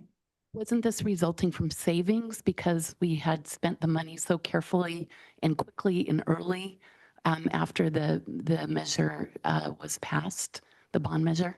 Yes, actually, all of our phase 2 projects are extras that we didn't anticipate having the opportunity to do. So the board had selected a series of different projects for phase 2, which are all bonuses at this point. Thank you. I did have a question, Dr. Westover. My understanding is these trees that Google is donating, they have actually been growing in place for a significant amount of time. Do you have a cost projection of how much these trees cost? You know, I can find out for you. They had hundreds of trees. JP from Canopy shared the list, and some are very, very large. If you have a specific question, I can get back to you. Well, I mean, it would be, Leave their. yes, no, I know they're donated. You asked how much they cost. Well, how much they would cost if we were to pay for them.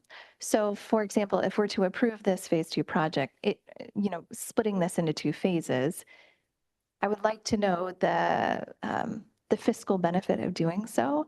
Although I am quite aware of how expensive those huge trees are from having served on the Parks and Recreation Commission and Urban Forestry Board. Are there further questions from trustees? Trustee Berman. I had sort of similar thoughts if we were to split it out, sort of what, sometimes we will plant young trees and they take, years and years and years for them to grow into this fuller size and actually provide our students with the shade that we're hoping for. So I think this is a great opportunity, but I do have questions around, how much that would mean that we're saving by doing this now, as opposed to if we were to try to buy larger trees later on, maybe what that expense would be. And I'm also wondering how many trees we're thinking about. And more or less, if we have, I guess it depends on where they're planted. What is the cost of planting these larger, more mature trees? Because I imagine we'd have to break some ground and we have to run irrigation for some of them as well. Yeah, I think one of the benefits of taking advantage of the trees, one is they're free. But Carducci already has a really good understanding of where we want these larger trees from all the community meetings that we had previously. So I think it would be a benefit to the district to take advantage of them just because we can get the large trees in. We can go back to Carducci just to find out what the cost benefit analysis is for getting those and send that back out so we can reach out to them as well as Jason Cave.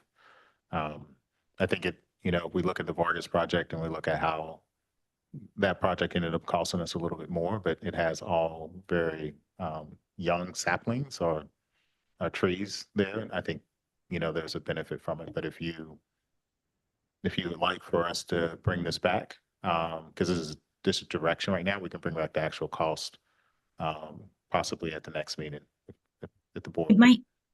Is there a time pressure? We are tight time pressure just because we're trying to capitalize on the trees before they are given out or given away. I know the city is working to give them to as many residents as possible and also is planting those. You know, ours is sunk in with the construction cost, so there's a little bit different, but we can try our best to get that information if the board chooses to wait until you have that in front of you.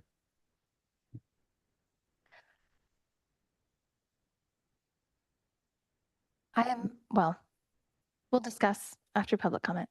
If you're the public and you would like to comment on this item, you can raise your hand in Zoom, press star 9 on your phone, or approach the podium and submit a yellow speaker card.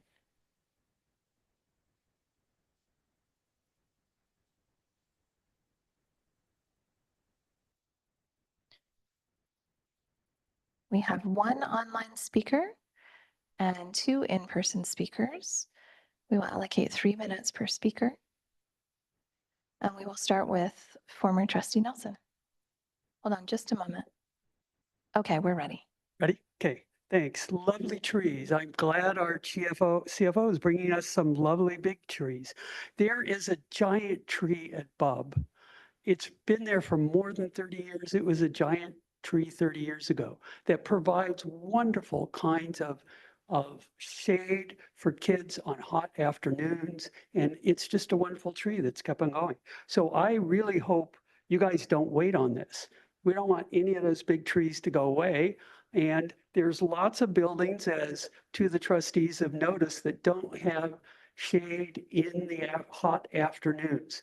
Yeah, hopefully Carducci knows exactly where to plant those big trees and the holes to make in the asphalt. It's amazing if the asphalt is in the right place, it almost makes a catchment basement for, you know, a 5-ton tree, 10-ton tree. I don't know how much they are. Leftover money funding. That's a funny way to put it. We have 3 campuses, Benjamin, Bob, Amai, and Landals, that have roofs that are more than a dozen years past when they should have been, were replaced as priority ones on Measure G. And they still haven't been replaced. There wasn't any work done last summer. We're coming to yet another winter. What that means is there's 3 complete sets of classroom wings in 3 elementary schools built in the 50s. And these roofs are now, 35 years old, and they were 25-year roofs. So I don't know why you think you have a whole lot of extra money around, but until those roofs are replaced, you know, one of the main things you're supposed to do with money from taxpayer money is replace roofs so we don't have leaks into the structures and then end up with tens of thousands of dollars of rotted wood that has to be replaced. So this isn't a free game. There isn't free money. This idea that we save so much money, therefore those roofs aren't replaced. So when trustees talk about we saved a whole bunch of money, did you save a whole bunch of money by not replacing 3 schools worth of classroom roofs? Thank you. Thank you. Dr. Rudolph, if I remember correctly, when we were approving phase 2 for the remaining Measure T funds, we did approve replacing roofing, yes? Yes, which is an area of major concern. I think Graham is probably the oldest roof out there, so we want to make sure we address the roofs. We saw sizable or a number of leaks this year with the rainfall, and so we want to address those. Okay, thank you. Our next speaker in person is Stephen Neby. Apologies if I mispronounced your name. You may begin when you are ready. So I'm a Bub parent. I got 2 boys at the school. I'm here talking specifically about Bub. We've lost over or in excess of 25 trees over the years, and the district has seen it fit to plant 6 to 7 trees in their place. We have 2 cutouts in the concrete or asphalt in front of the kinder classroom that have been down since roughly the 2020 school year, 2 more in front of the MUR from the 2021 school year. And, you know, it's just really frustrating when the district has a policy or a standard of replacing trees at a 2-to-1 ratio, and we're falling horribly short of that. You know, the greening initiative is great. I think it's wonderful. You know, from my understanding, it started kind of in 2020 in October, so 4 years ago. when we looked at the outdoor learning spaces. I haven't seen anything for Bub from an outdoor learning space perspective with Carducci. They're now extending that contract to do outdoor, making it greener, which is great. But Canopy's coming out next week to the site to do a site survey to recommend planting trees and what we could plant there using the trees from Google for free. They can help lead community to plant those trees. Some are as small as 15 gallons, right? Which means students can do it in community versus, obviously we'd love to get bigger trees in where we can, but waiting until 2026, I mean, my kids aren't going to be at the school anymore. So, we're asking kids to suffer in the heat and we're not maintaining the resources that the district should be, I think, shepherding and doing a much better job of. I'd love to be able to get the board trustees approval to work with Canopy to plant trees, let the district and Carducci figure out how they want to irrigate them long-term. In the short term, the PTA and community volunteers have offered to water those trees. Seems pretty fiscally responsible, right? And I'm just concerned that, the timeline that was presented today for Carducci, I went back and looked at the last time it was presented from a greening initiative, and schematics were supposed to be brought in June of this year. So we didn't bring them in June, and now we're not bringing them to approval until April of 2025. So I'm trying to understand, is there just not a sense of urgency on these projects? Thank you very much. Thank you. We have one online speaker. Kiam Chu, you may unmute yourself when you're ready. You have 3 minutes.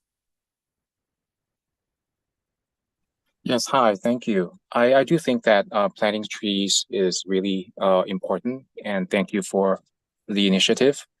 However, I'm a little bit confused about something. So recently we had to apply for an exemption because we are not paying teachers the amount that we're supposed to pay them, right? So by the same time, you're saying that this money for planting these trees is coming from leftover money.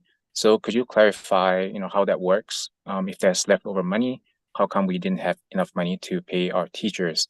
So given that we're not spending, enough on teachers and all that, I feel like $10 million for this program seems pretty high.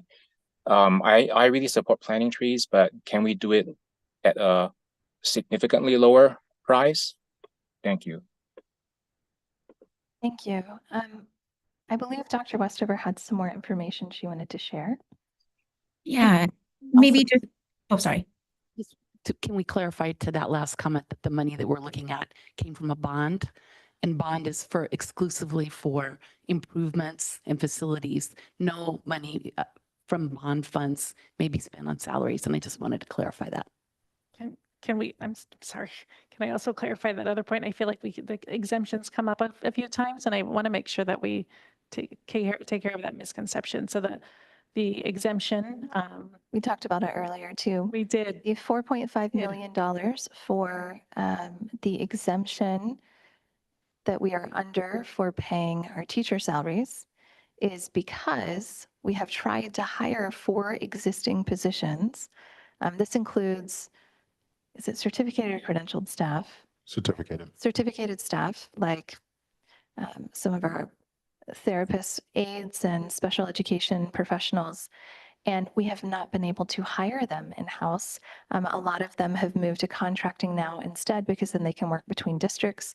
So that $4.5 million is allocated to contracting for those positions because we couldn't get those people to come in-house. And that's just typical of the field in general right now. Right. So it's not related to how much we pay our teachers. Yeah. It's related to the percentage of teachers that are our Mountain View Wisman School District staff. And then we make up any gaps that we have in certain positions by contracting, for example, for some of our special ed positions.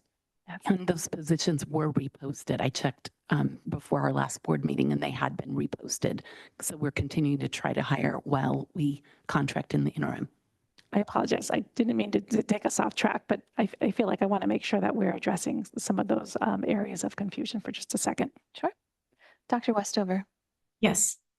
Yes, you're absolutely correct. Bond funds cannot be used to pay for teachers. We can't use them for any salaries. And that over 50% elementary districts in California did not meet that requirement. And the money is not lost. The money is being used to pay instructors and teachers that are on campuses, just in a different way, because they're contracted. Some other things that I kind of wanted to talk through that came up previously. Carducci's contract, which I know that you'll be voting on later, is an amendment to the outdoor learning contract, not to the monoloma fencing. So in the title of the contract, it actually references the date. If you go back to the date, you'll see that that original contract was outdoor learning, not monoloma fencing. A couple other pieces for the district-wide roofing project. So we are scheduled to replace Bub, Amai, Landals, Crittenden, Mistral, Therakoff, and Graham's roof as part of Measure T.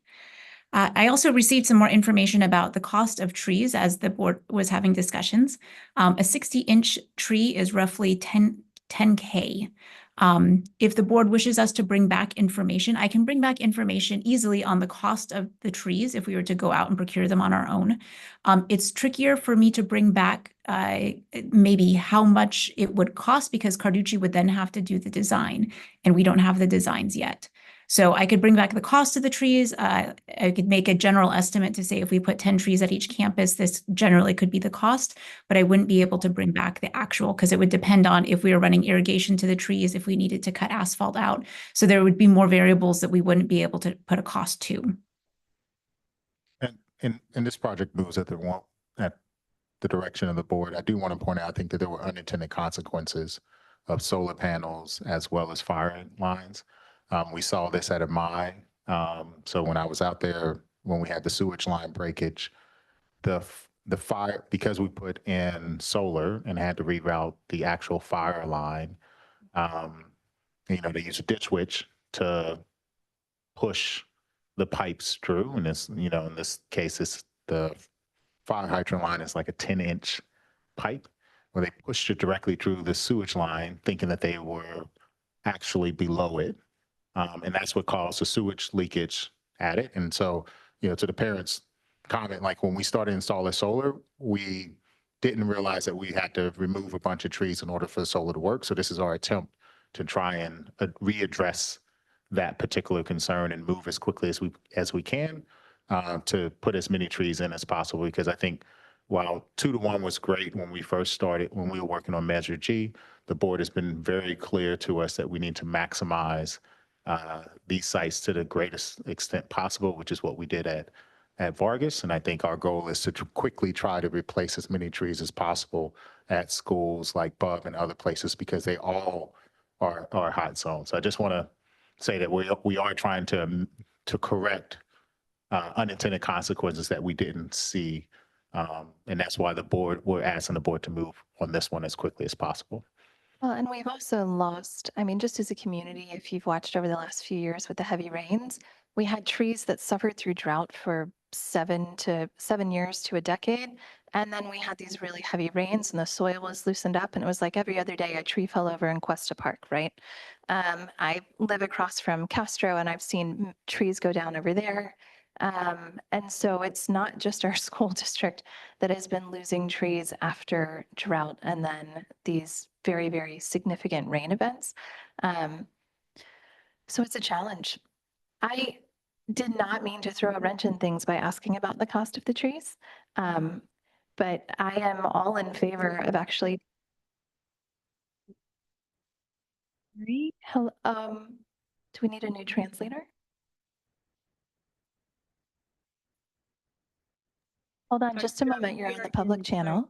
We are in the process of switching over to a new translator. Thank you very much. Apologies. We have translation going on at all times, and it sounds like our translators were changing over. So I think we take the trees and run. As many as we can get, as big as we can get, but we need to care for them. We need to get those irrigation lines in place to be able to do it.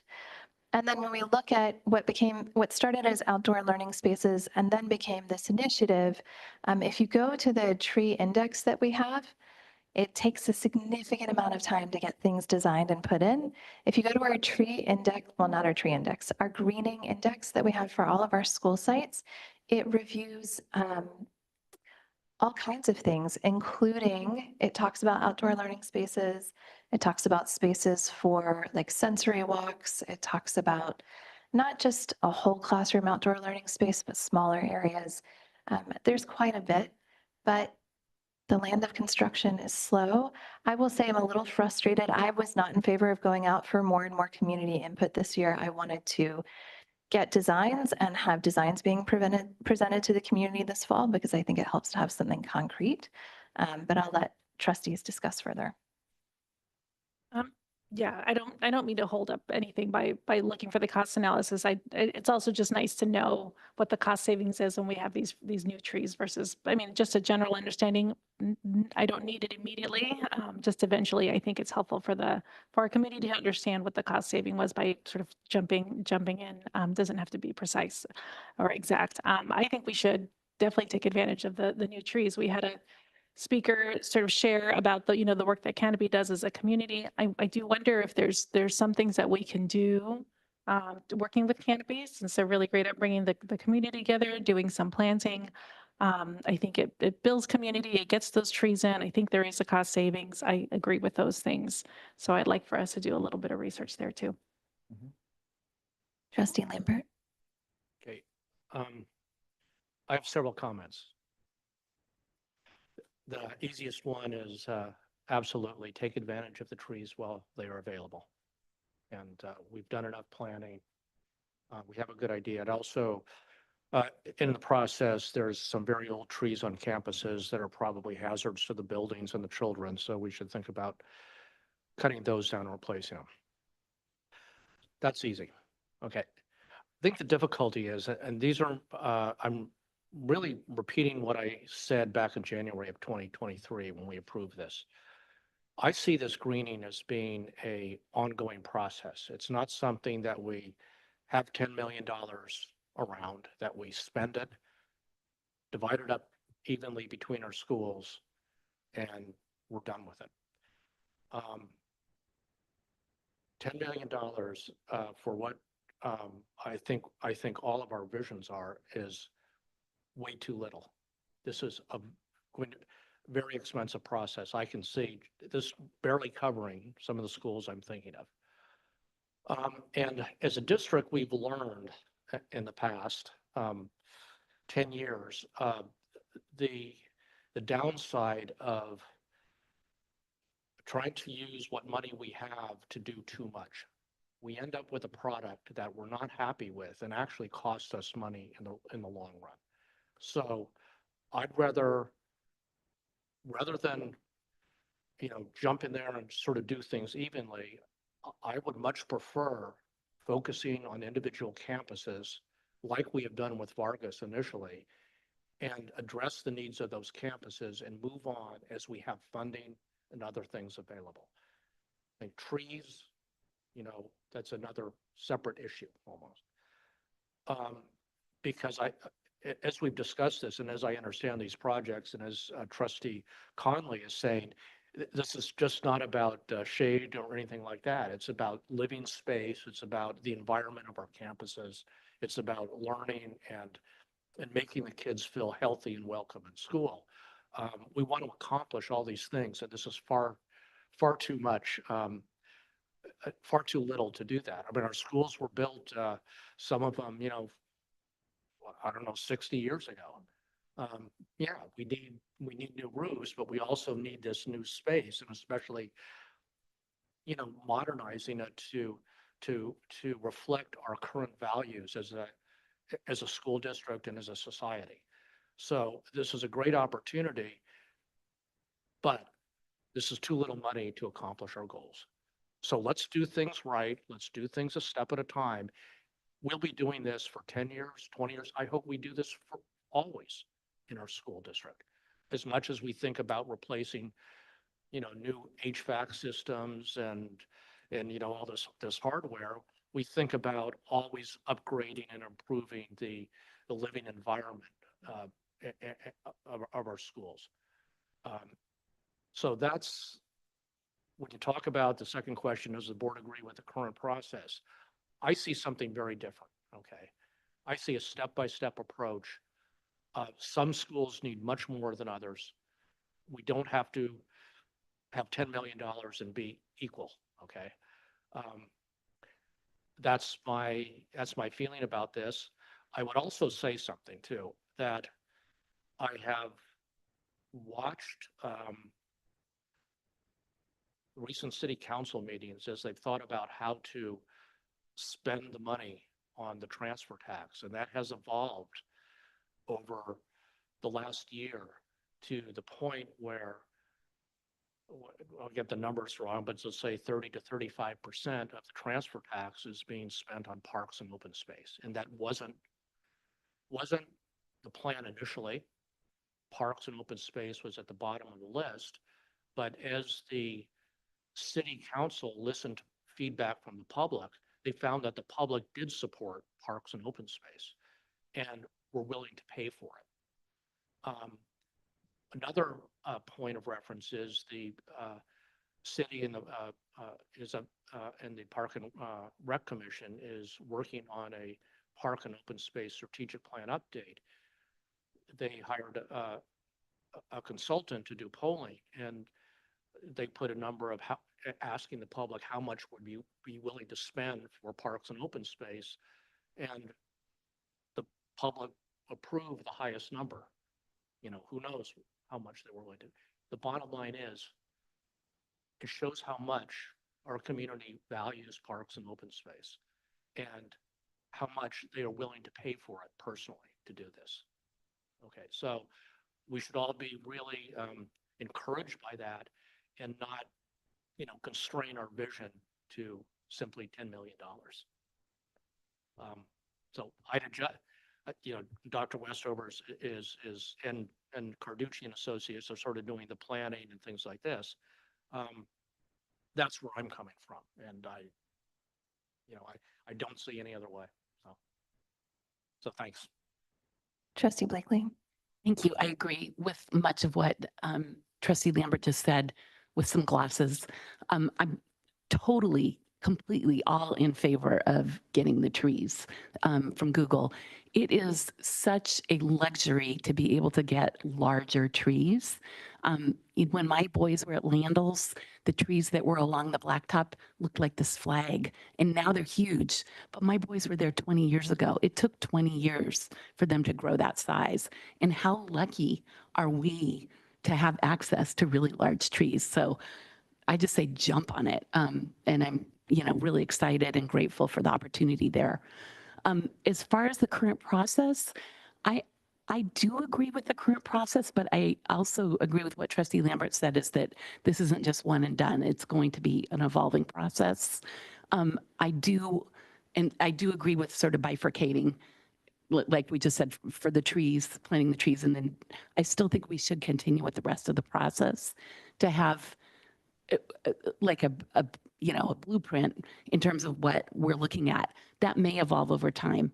I also agree, though, with what you said about should every school get, $1 million.08 that just never really felt exactly right to me. I'd like to help all the schools. And I think in part by planting the trees in part one of this, that will help the more critical stuff. But we have these greening indexes. When you look at them, some schools are a heck of a lot greener than others.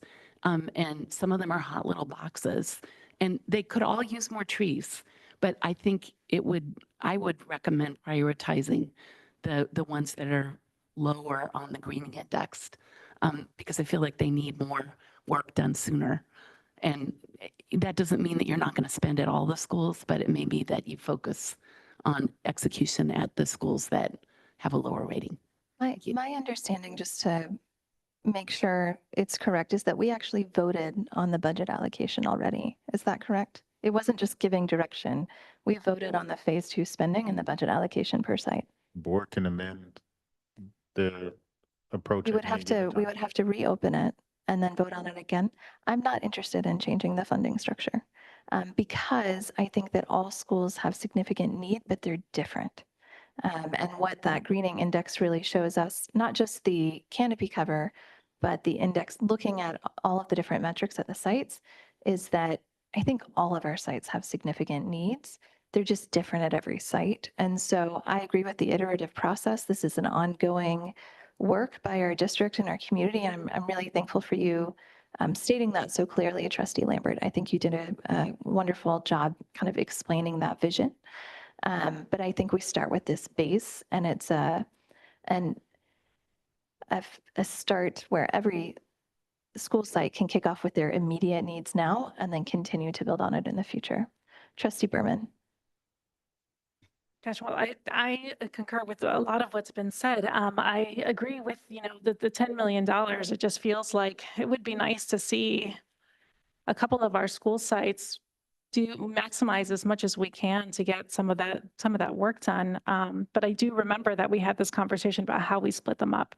And I'm wondering if maybe with the allocation of trees, if that's what we're looking at, the schools that are lower on that scale will have more of those trees planted. So we are able to address some of that immediate need at the schools that have the lower index with the tree planting. So we are putting more resources into the schools that need it. And with and are we using from the $10 million, is that going to be used to cover the expense of those trees being planted? Or is that separate? We're going to siphon some money off of it because a massive tree requires a different set of tools to lift it, to bring it in and to plant it. And then I think we just made a great connection with Hands on Bay Area. I think there's some other ways, and even talking with the PTAs, that we can do smaller trees and work with canopy and try to accomplish that to increase. There is, I think, on the metrics, a deciduous tree or shade or something, so we can try to maximize that to the best of our ability to reduce some of the cost. But the big trees, it requires a totally different set. I was going to say, can we ask Google for help moving those trees? The worst they can do is say no, and at that end, we don't lose anything. So we are taking them off their hands after all. We can definitely ask, and we can work with Canopy to see if that's a possibility too. I've heard that Google is willing to transport some of the trees and maybe to chip in on the extra big trees. Yeah, because it can be an exorbitant cost. Or they want to get rid of them. Yeah, but they're community assets, so it would be lovely to have them. Mm-hmm. So I would be comfortable moving along in what we've already agreed to do, is sort of that, splitting that up, because I do, I'm hearing from parents, for example, our parent that spoke earlier, maybe they're not high on that list, but there are projects that school would like to accomplish. And this has been a conversation that's come up for quite some time. So if we're able to allocate funds across all of the schools, and every school can work to get some of that work started, but we do need to, hopefully with more of once we get all that input in and we can sort of prioritize, I think there is going to be some larger planning around how we're going to address those more immediate, the schools with more immediate needs, and finding that budget to make those spaces the spaces that we know our community members would like them to be. And we would like our community to take advantage of those incredible open spaces. And we have a grand vision for what we want them to be. So that'll be next. All right. Is that enough direction? Yep. All right. We will now vote on we have item C2 from the consent agenda earlier today. It is technically item 4C2. And that is the Carducci contract. We have discussed that through when we pulled it earlier, but we decided to vote now. And we took public comment on it at that time. Do we need to take public comment on it again, Dr. Rudolph? I mean, technically. All right, let's do it. If you're a member of the public and you'd like to comment on item 4C2 from the consent agenda, this is the Carducci contract. You can raise your hand in Zoom, press *9 on your phone, or approach the podium and submit a yellow speaker card.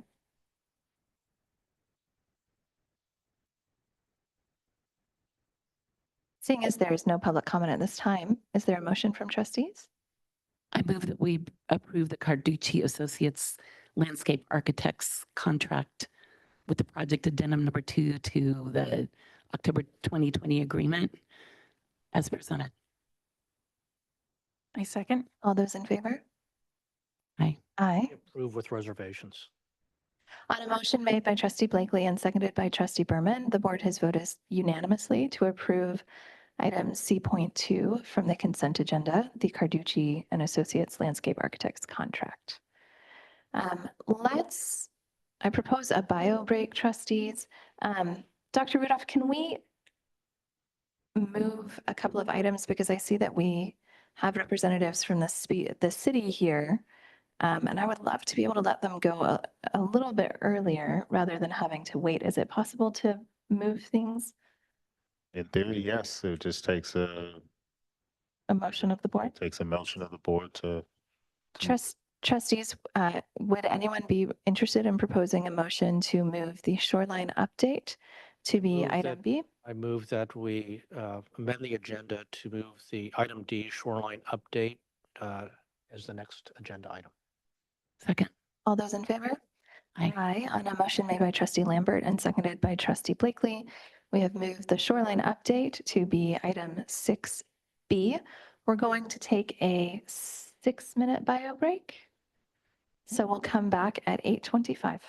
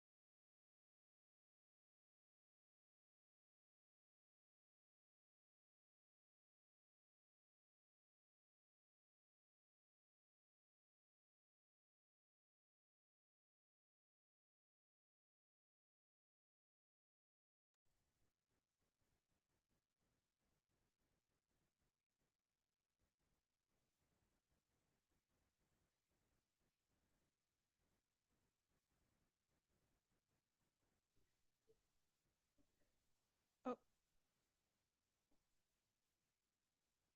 8:25, or excuse me, at 8:26, we are back. We will now hear item 6B, which was formerly 6D, the shoreline update with a presentation from Dr. Rudolph.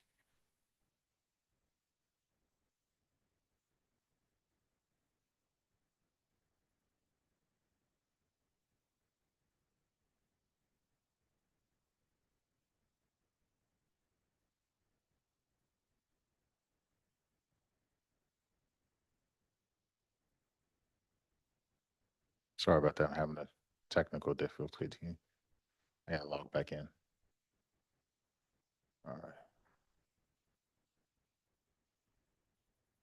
So this information has been uploaded to the website as well as supporting documentation. We just want to give an update to the community, just sort of where we are about the share shoreline negotiations. So it's just important to look at, so what is Shoreline Park? It is defined as the area north of 101. It's important to note that there's also federal lands that exist over there. So if you look at this particular map, this compromises the Moffett Field. But our boundary zones, as you can see, which are the light blue lines, actually reflect parts of Mountain View and then other parts that aren't. So for instance, you can live in Mountain View and actually attend Los Altos schools just because of the school district's boundaries. But that is not the same as the city's boundaries, which is a larger catchment area. So this was established in 1969. I know some of this is just a review as the Shoreline Regional Park, and it was acted to develop the recreational potential of the natural resources. It comprises of 1,484 almost 1,500 acres, 19% of the city's square miles. It also is a special tax district with which all tax revenues from after 1977 that would normally go to local entities such as schools and other government agencies are diverted to the regional park area. Unlike other redevelopment districts that sunset, this is a special legislative action, and it will continue on indefinitely until the Shoreline Regional Park Commission decides to wind it down. It does remove tax revenue from other schools that could be used for capital expenses, salaries, and other things. It is governed by Mountain View City Council. All actions, including the continuance or increase of fundings, actually went through a JPA, but it requires a majority of city council's vote in order to move forward from there. The city manager, the planning director, the finance director, and the public works director serve as ex officio officers of the actual committee. Its purpose is to improve living conditions through improved community design, increase housing supply, enlarge housing and employment and investment opportunities, and provide regional recreational facilities. As this is before my time here, but I did live in Oakland in the 90s, and so Mountain View was a completely different place, but out there used to be a pig farm as well as a landfill, which is some of the things that are actually mitigated. So it has transformed since its original intent in the 1960s. So the park can issue bonds, it can borrow from public and private institutions, it can invest in properties and securities, and it also can use those funds for administrative expenses and overheads. The types of projects that we typically see that take place: flood control and drainage, traffic and parking, tidal marsh restoration, construction for pedestrian bridges. A fire station was put out there, as well as other types of improvements. When you because people ask, so who are the public entities that the taxes are diverted from? And these are all of the agencies. It's important to know, so for instance, you'll see Santa Clara County Office of Education. By law, even though they are a basic aid district, they're not allowed to carry overages. So some of this, it gets kind of interesting in terms of what a government organization can or cannot do just based off of their funding, their structures that are determined by California state law. If we just look at and this came directly out of the city's budget, and we're just focusing here on Shoreline, the anticipated revenues in this instance were $68 million which is about 15.3% of all revenues that come in. I know in the previous year on the audits, that revenue came around $80 million. So it fluctuates depending on various things that are unbeknownst to us, and that's perfectly fine. But the planned or the anticipated revenues actually are 68.2 million. With that said, if we look at 2023, what you see is that there was $60 million in expenditures, which includes intergovernment payments, which include Mountain View, Los Altos, as well as I believe it's the Santa Clara County. I'm not sure if it's the County Office of Education or if it's a county. There's a separate agreement that the city has with them that was struck when right after the agreement with Mountain View, Los Altos. So that sort of focuses there. But you can also see that there are bonds. There's about $28 million in bonds that exist, as well as capital projects under the CIP program. According to the assessor's office, the full shoreline funding was allocated. This tax base would generate about $15.7 million. It's about 13% of our operating budget. To sort of explain, and we're just back of the napkins, the Sashi Hotel has an assessed value currently of $62 million, and that would generate an ongoing revenue of $150,000. There is a building out there that just came on the county assessor's roll for a business that currently, it came on the road 3 years ago. It is valued at $686 million. And that building generates $1.5 million in annual tax revenue. So the purpose, part of the reason why there's a redevelopment district is to encourage businesses as well as other types of growth. And since 1977, we have definitely seen that. So there is, or there was, I should say, a joint powers agreement. It was created in 2006 between the city, MVWSD, as well as MVLA.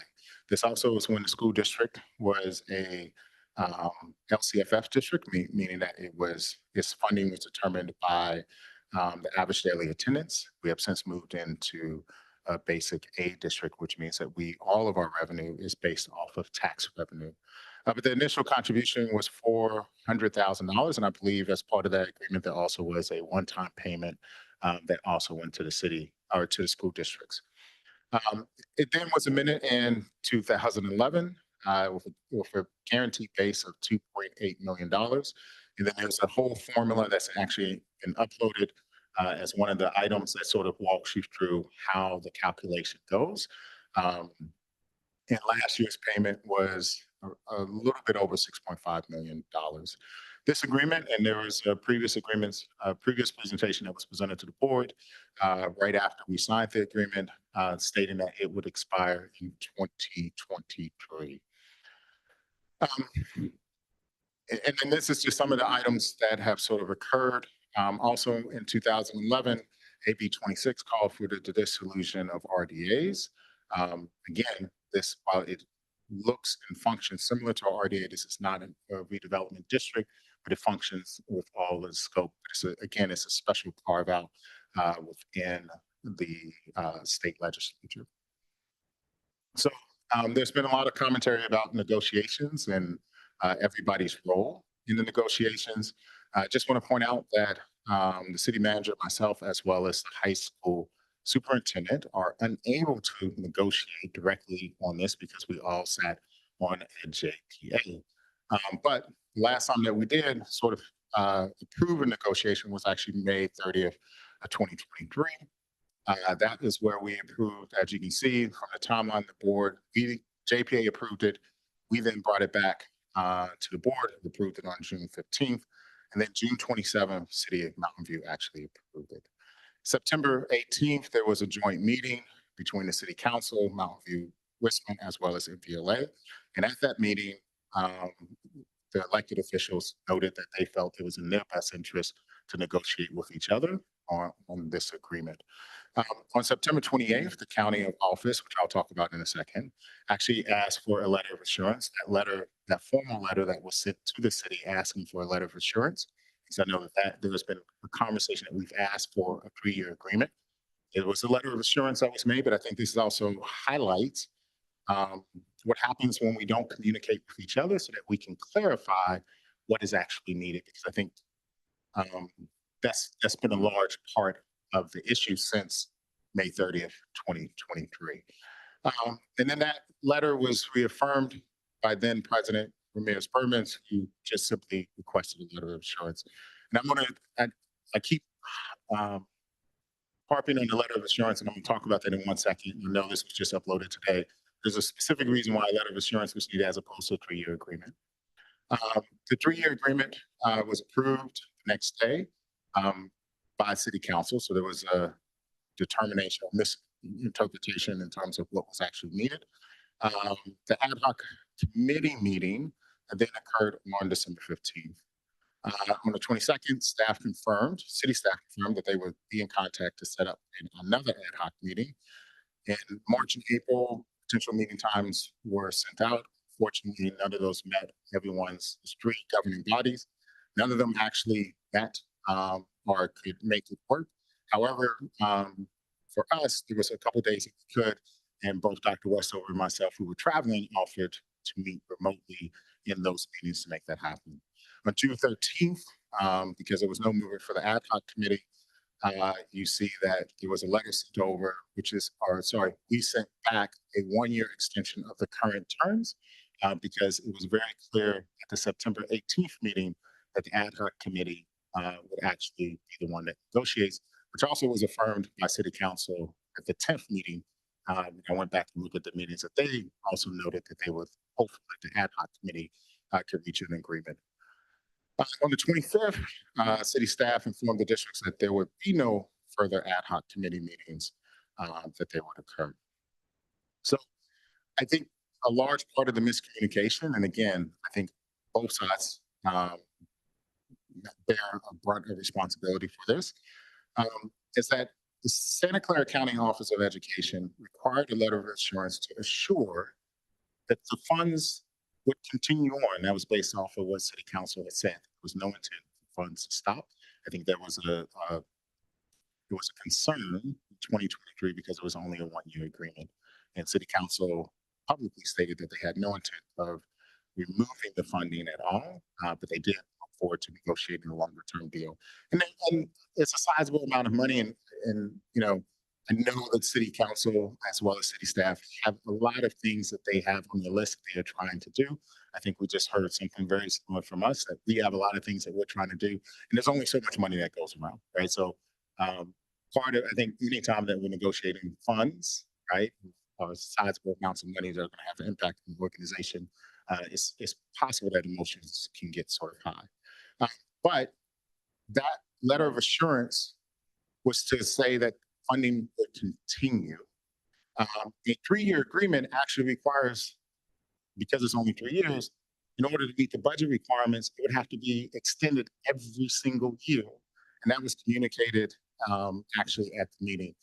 So a letter of assurance simply says, look, we have no intent, but we are in good faith to negotiate, and we expect to have this done. If we approve a 3-year agreement, then essentially 6 months later, or at the end of the next year, we'd have to approve another extension of that, which essentially puts us right back where we were, which I think both parties are trying to get out of, which is the constant negotiation of this actual item. And this was explained, a 3-year agreement to count as ongoing revenue would actually need to be approved yearly until a successor agreement was actually reached.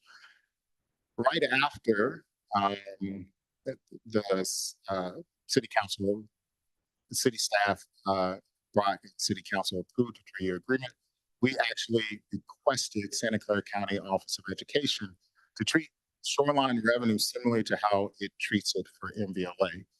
So we noticed that there was a discrepancy in terms of how shorelines were counted in MVLA versus how they were counted in MVWSD.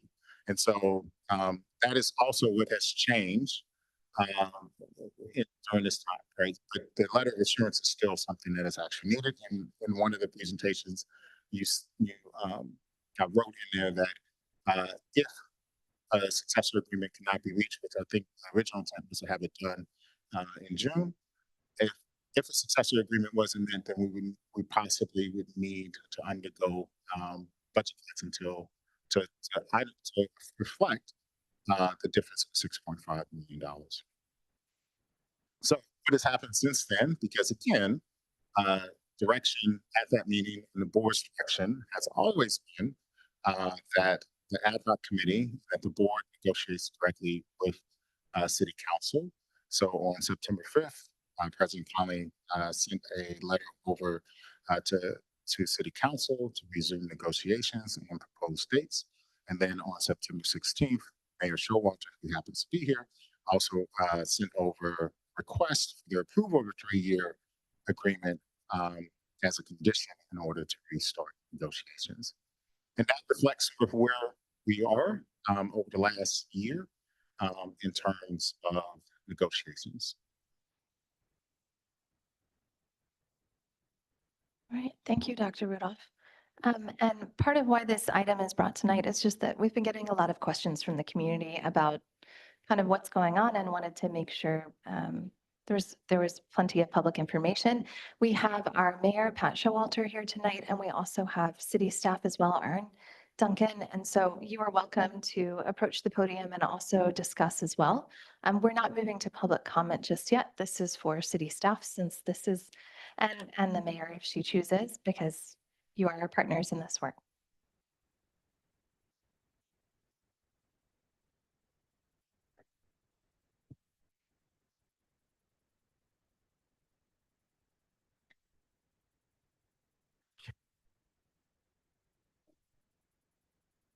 President Connolly, trustees, superintendent, thank you for the opportunity to talk. And I will just echo one of the comments the superintendent made, which is more communication is probably always better. I appreciate the presentation. There are 1 or 2 elements, though, I would like to clarify for the record. Give me 1 second, please, but I hadn't seen the presentation until just recently.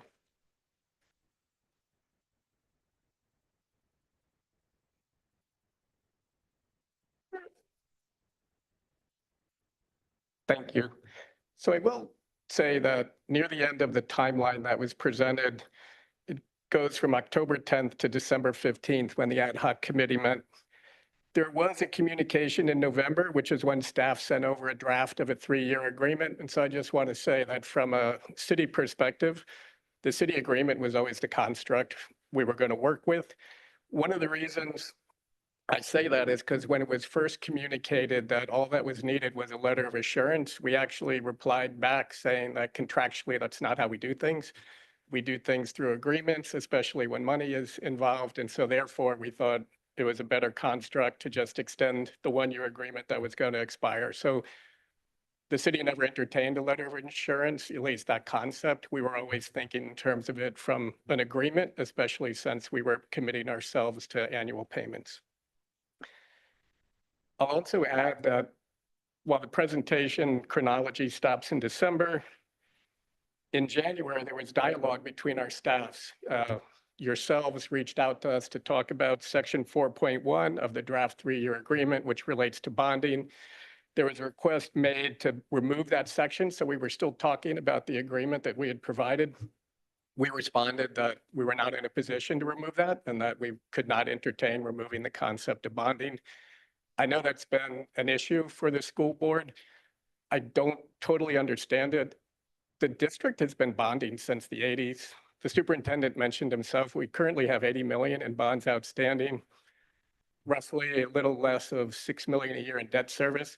So that community has always been able to balance the needs that bonding help address through infrastructure and things like that, and yet still be able to maintain our relationship with the districts and provide enhanced revenues through the course of this period while there was bonds outstanding. So it's just a concept we don't understand.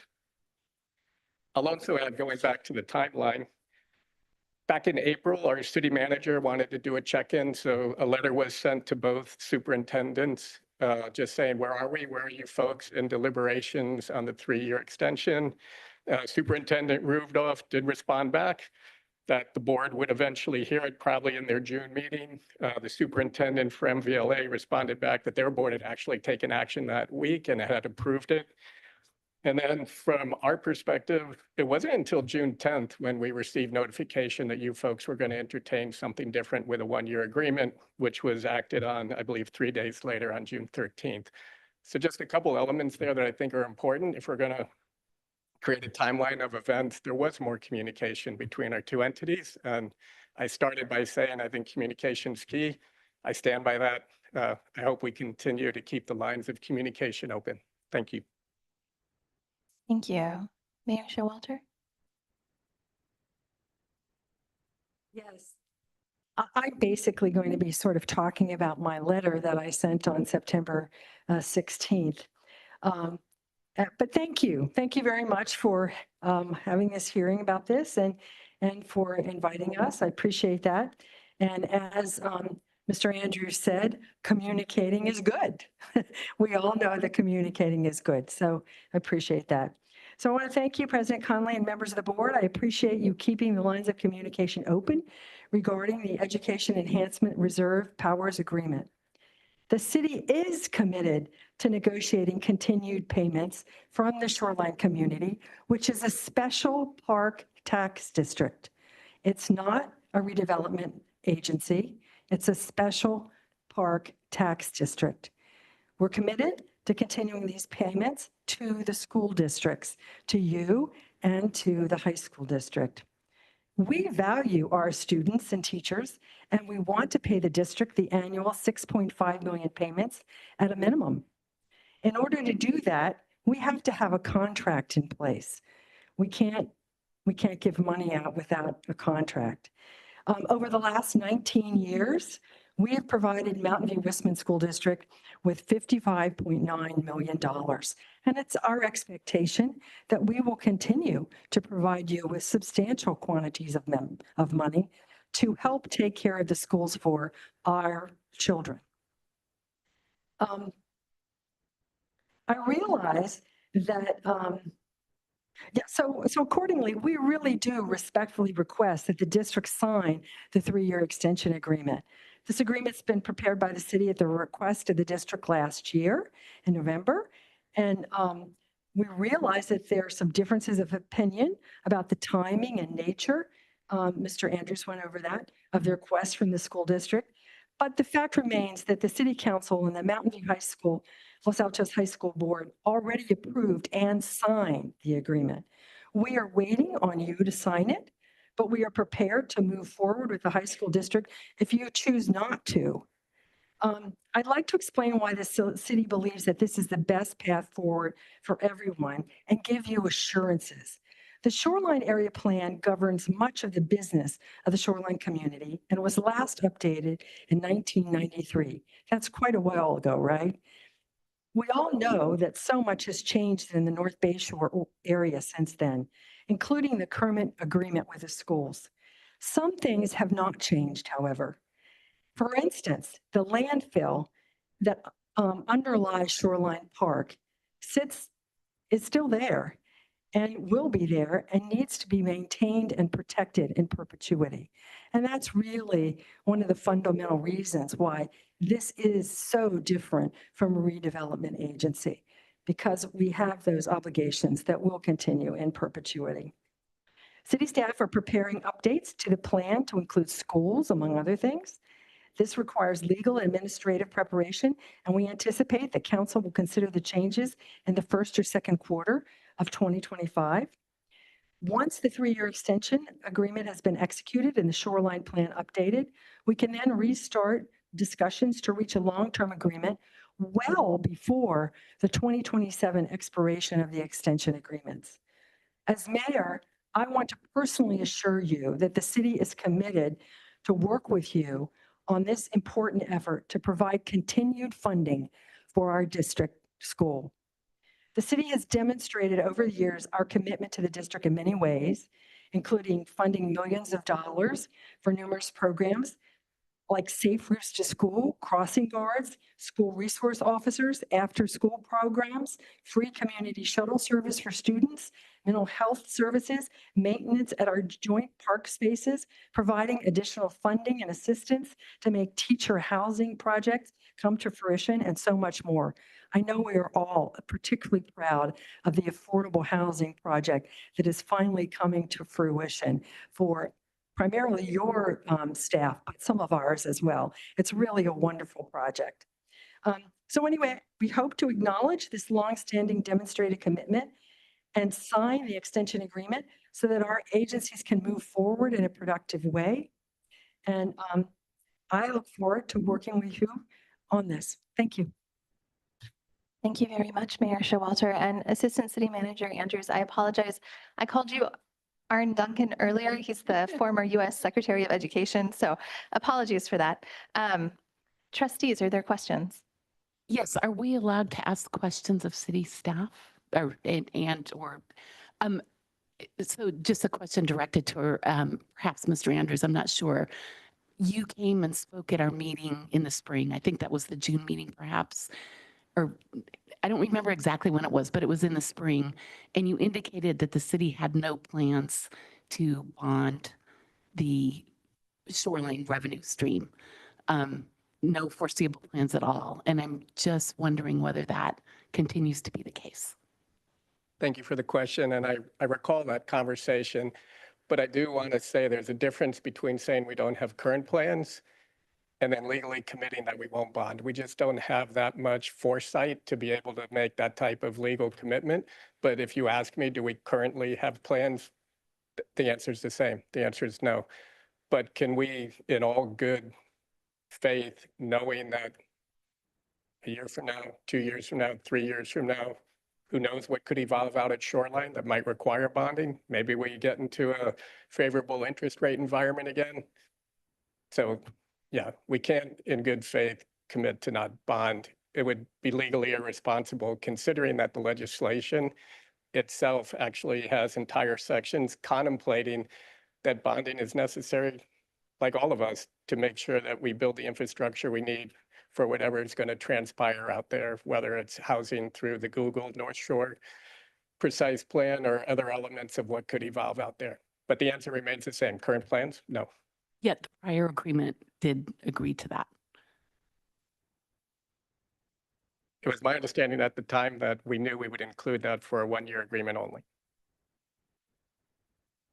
Thank you. Are there further questions from trustees?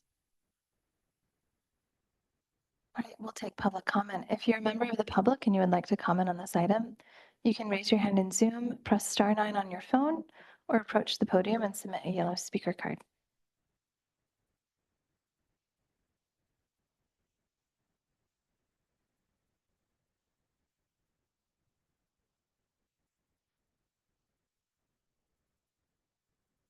We have one online speaker and we have 3 in-person speakers. So we will allocate 2 minutes each. We'll begin with our in-person speakers.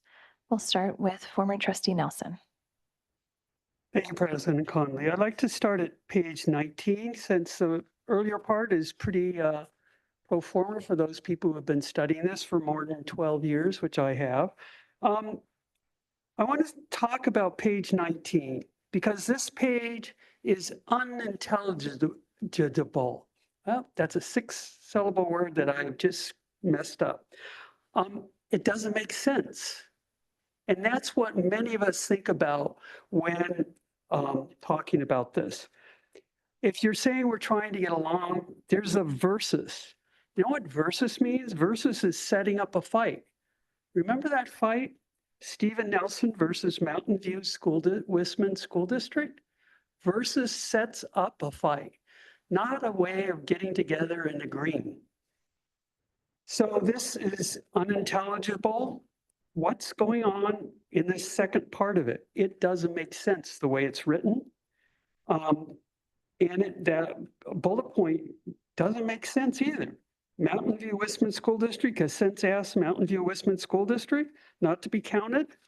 Okay, so this is poorly written. This is poorly negotiated. And where is Jim Pollard when we need him? That guy, as a developer, knew what he was doing. And unfortunately, at the agenda closed session on this, the negotiators were Rudolph and Westphal. That's who you say your negotiators are. You know who negotiates the Israeli-Palestine crisis? The Jewish Defense League? That's a radical organization that you would never send to negotiate between those two parties. Sending in Dr. Rudolph is like pouring kerosene on this fire.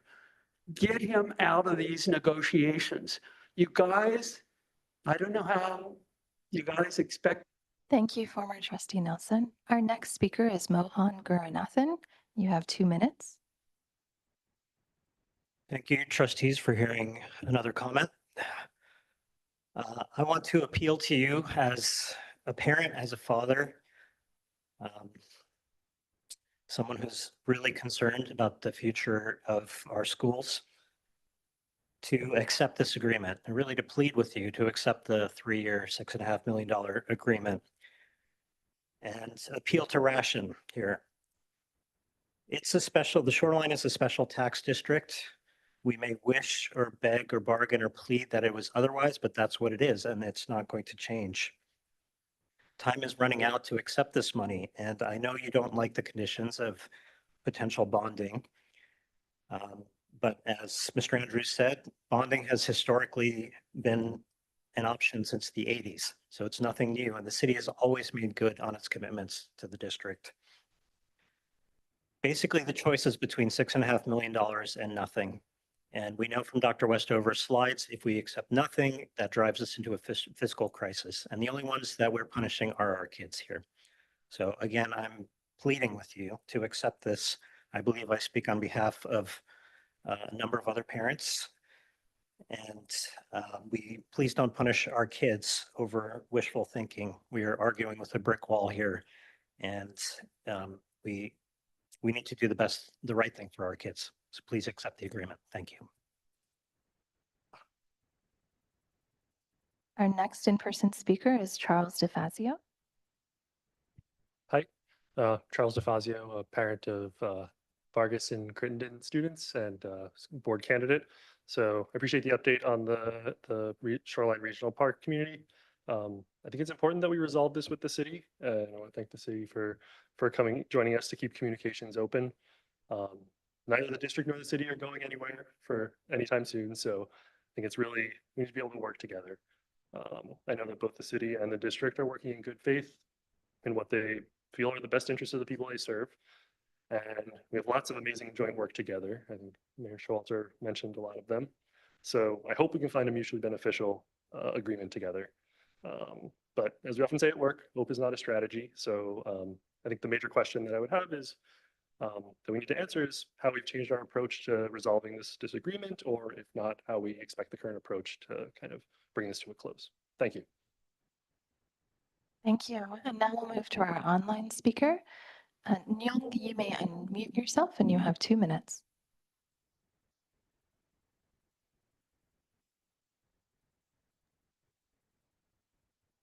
Hello. Thank you for taking my call. Thank you, Mayor, and City Rep for coming to the meeting and explaining to us the situations.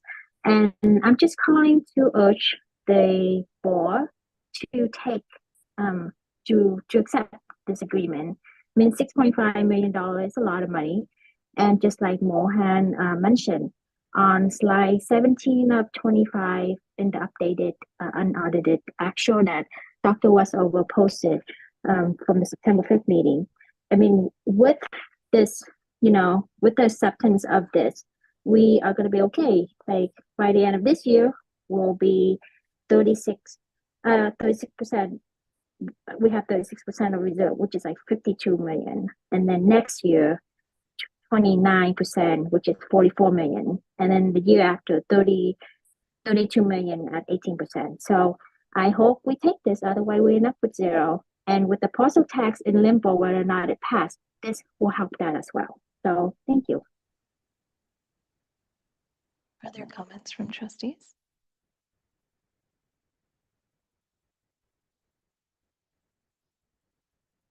Trustee Berman. I would like to thank our mayor, Pat Showalter, for coming today, and thank you, Art, for also being here, our city staff. I think for our candidates, I think this was a good opportunity to sort of get a sense of what the history has been, and for our community as well. I don't think in our discussion, you know, we just reviewed all of this information today. This is not an action item, just purely for discussion. I just wanted to better understand that. Yeah, this is an informational item. Trustee Blakely. I've been working on this also since like 2008 or 9. There was an initial JPA that was like $400,000 that with the 2005 or 6. And then I worked with a group of parents, including Jim Pollard, that former trustee Nelson referenced a few minutes ago, to work with the city to try to come up with a larger stream of funding. At that time, the city agreed to a 3-year deal, and the intent of that was to allow the city to do studies to figure out what the ongoing obligations were, such as so for 3 years to do research and then come back and negotiate a permanent deal. The main 3 obligations that were identified were the sea level rise, which everybody at that time, and it's been looked at again, is identified that that is something that Mount View alone cannot solve. We can't dike off the city. It's a regional and worldwide problem. It would involve a Bay Area kind of regional solution. We'd have to get help from Sunnyvale and Palo Alto and Milpitas and perhaps the federal government, state government to really solve it. So that was sort of, I'll say, set aside because it is not reasonable or realistic that all the money that's generated from the shoreline park would solve sea level rise. What was more easy to solve is the methane gas abatement from the landfill. And yes, as Mayor Showalter identified that as an ongoing issue that's gonna, I don't know if it's perpetuity, but probably for hundreds of years. But it was determined when the studies were undertaken, how much it would cost to abate on an ongoing basis. And my understanding is that there's maybe some other study that happened since then, and the cost may be a little bit higher, that the problem was a little different than what was initially researched in like the 2010-11 timeframe. But still, that is a more finite amount of money. And at the time, it was like $3 million a year. I don't know what it's determined at now, but it's not overwhelming when you look at the amount of funds that the district is generating through tax revenue. The last thing was improvements, street, utilities, that sort of thing. So these things do exist and they will be ongoing, but so after the 3-year agreement, what was determined was to do a 10-year agreement and just make sure that they looked at everything appropriately. So that's what we had. That expired. We did a 1-year extension. My concern is I want a permanent agreement. I want a permanent agreement for the city, like for everybody who lives in the city. We don't want to keep rehashing this and rehashing this and rehashing this. And the schools, I believe, deserve a much larger portion of the money that the Shoreline Park Community District throws off. Right now, my understanding had been it was about $60 million last year, but the slide said it was 80 a year ago. Did I misunderstand that? So the operating expenses were estimated to be about 60.8, $61 million. From the audit, the revenue that occurred was around 80 million. And it fluctuates, right? So I've seen it as high as $100 million 1 year. Obviously, it dropped back down. I think it just depends on what's taking. I don't know what takes place out there, but the revenue, there's tax revenue and then there's other revenue that is generated as a result of various things that are taking place, from the amphitheater to the rental of the parking lots to I think Google and some other organizations. I don't have a detailed explanation, and I also don't think it's fair for me to try and dive into the city's expenditures and revenues and try to figure out where all the money's coming from. I pull the reports, I look at it so that I can tell you. But right now they're budgeting 68 million with estimated expenditures of 60 million. At least that was in the approved budget. That was in the last document. Thank you. I agree. I mean, I understand that this will, fluctuate from year to year depending on what the needs are and such. I did attend a walk that Mayor Showalter led with the League of Women Voters, looking at some berms that had been just constructed to help with the sea level piece and make it so that it wouldn't be as susceptible to flooding, which apparently the city did with shoreline money.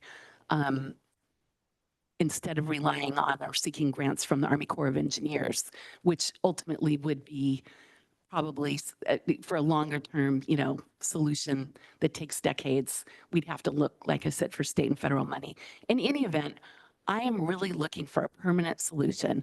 Without this district, if it didn't exist, a little under 40% of the revenues would go to the 2 school districts. It seems to me, with the amount of money that this is generating, that the city could make a commitment to give 40% or whatever, something less than that. I'm adding it up. It's 15.21 plus 23.75. So it's like 39.5%. Could make a permanent agreement to allocate that much of the tax revenues to the schools or something close to that, and would still have a very large amount of money that they could spend on all of these other things, such as methane gas abatement, such as ongoing utilities and improvements, street, help with the water issues, which they've already made some nice strides on. And so that is what I am looking for. And the cadence of negotiations in the last few years, and we were interrupted with COVID, so that kind of put things to a halt. But it just seems like everybody's kicking the can down the road.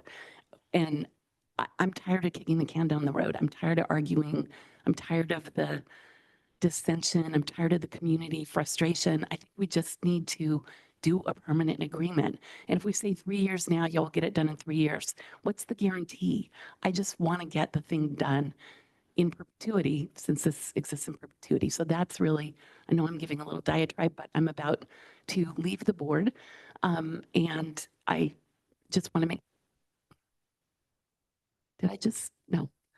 I just want to make my feelings known. I will continue to live in Mountain View. I will be advocating for schools. You're not done with me yet. I might be able to resurrect some of the other Shoreline 6, who knows? Jim Pullert does still live in Mountain View. But in any event, that's what I would hope, that we can reach a permanent agreement, whether it's the full 38 point whatever percent or something close to it. To me, that seems fair. As the school districts are basic aid districts, as Dr. Rudolph said, relying exclusively on property taxes, we should be getting these property taxes. We really should. And I realize that there's needs that the shoreline community has, like the methane gas abatement and helping with sea level rise and ongoing infrastructure. It seems that 60% of, $60 million, that's $36 million. That's a lot of money.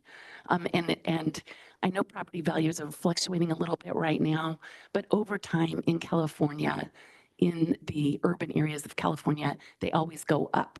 It may go down a little tomorrow. When my husband bought his first house in '89, it got reassessed. It was right before the earthquake and there was a dip, but it went back up and he sold the house for twice what he had paid for it. Over time, it's going to continue to go up and there will be plenty of money to solve these needs. So I thank the city for coming here, but I really hope that the city and school district can move forward in good faith to negotiate a permanent, not a 3-year or 1 year, but a permanent agreement. Thank you.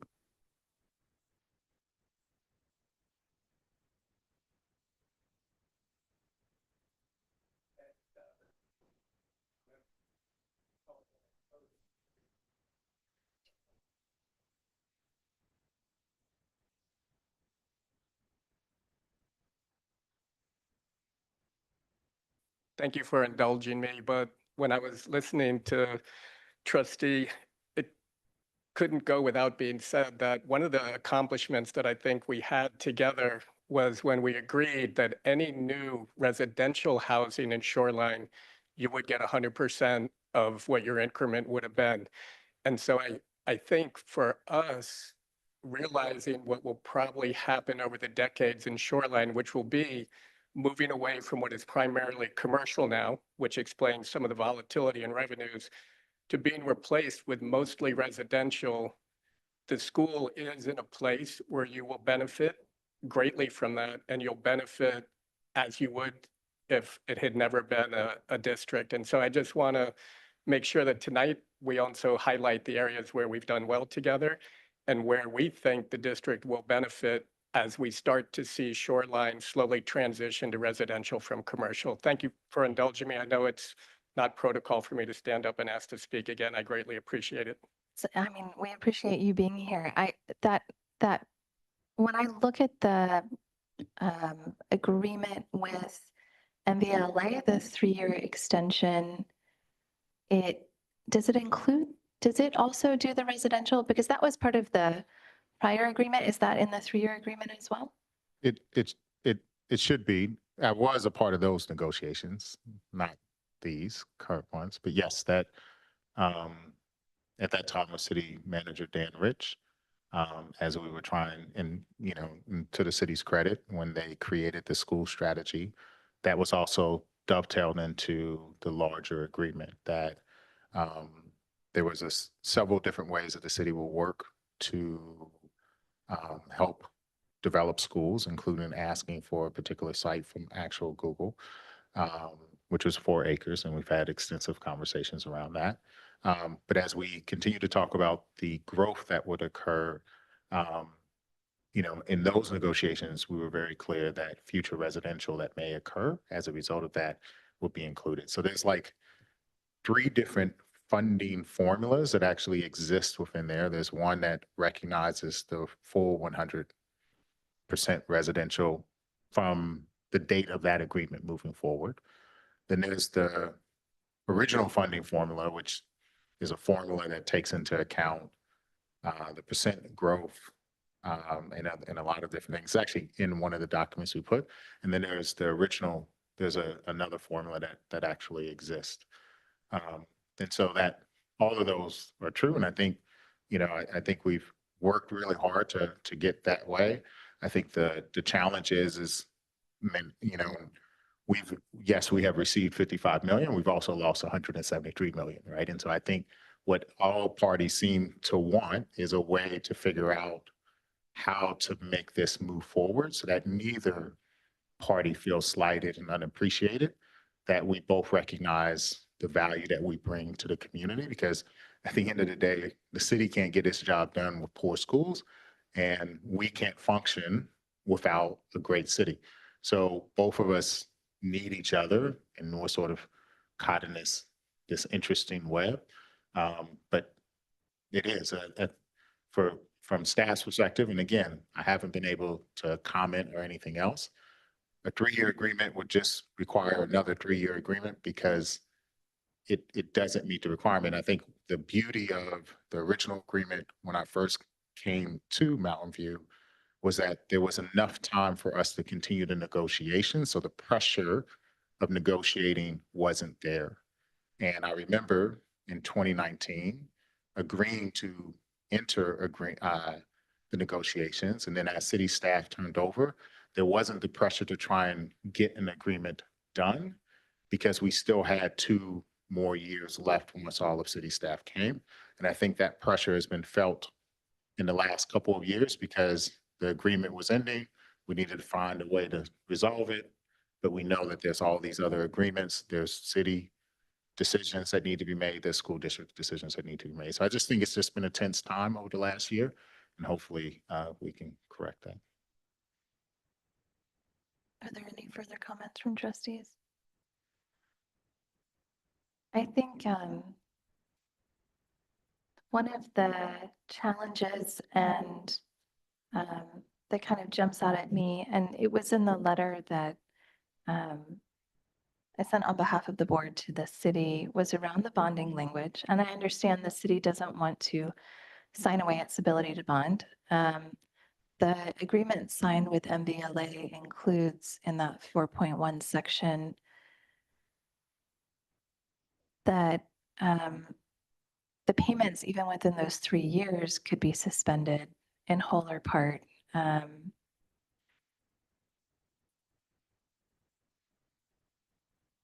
If it is bonded against. And so I guess my question is, when I look at the spending that's included here in the presentation, the bond payments are currently 6.2 million. Is there a world, and this may be for Assistant City Manager Andrews, where the city would bond out against most of the capacity of Shoreline for the debt payments?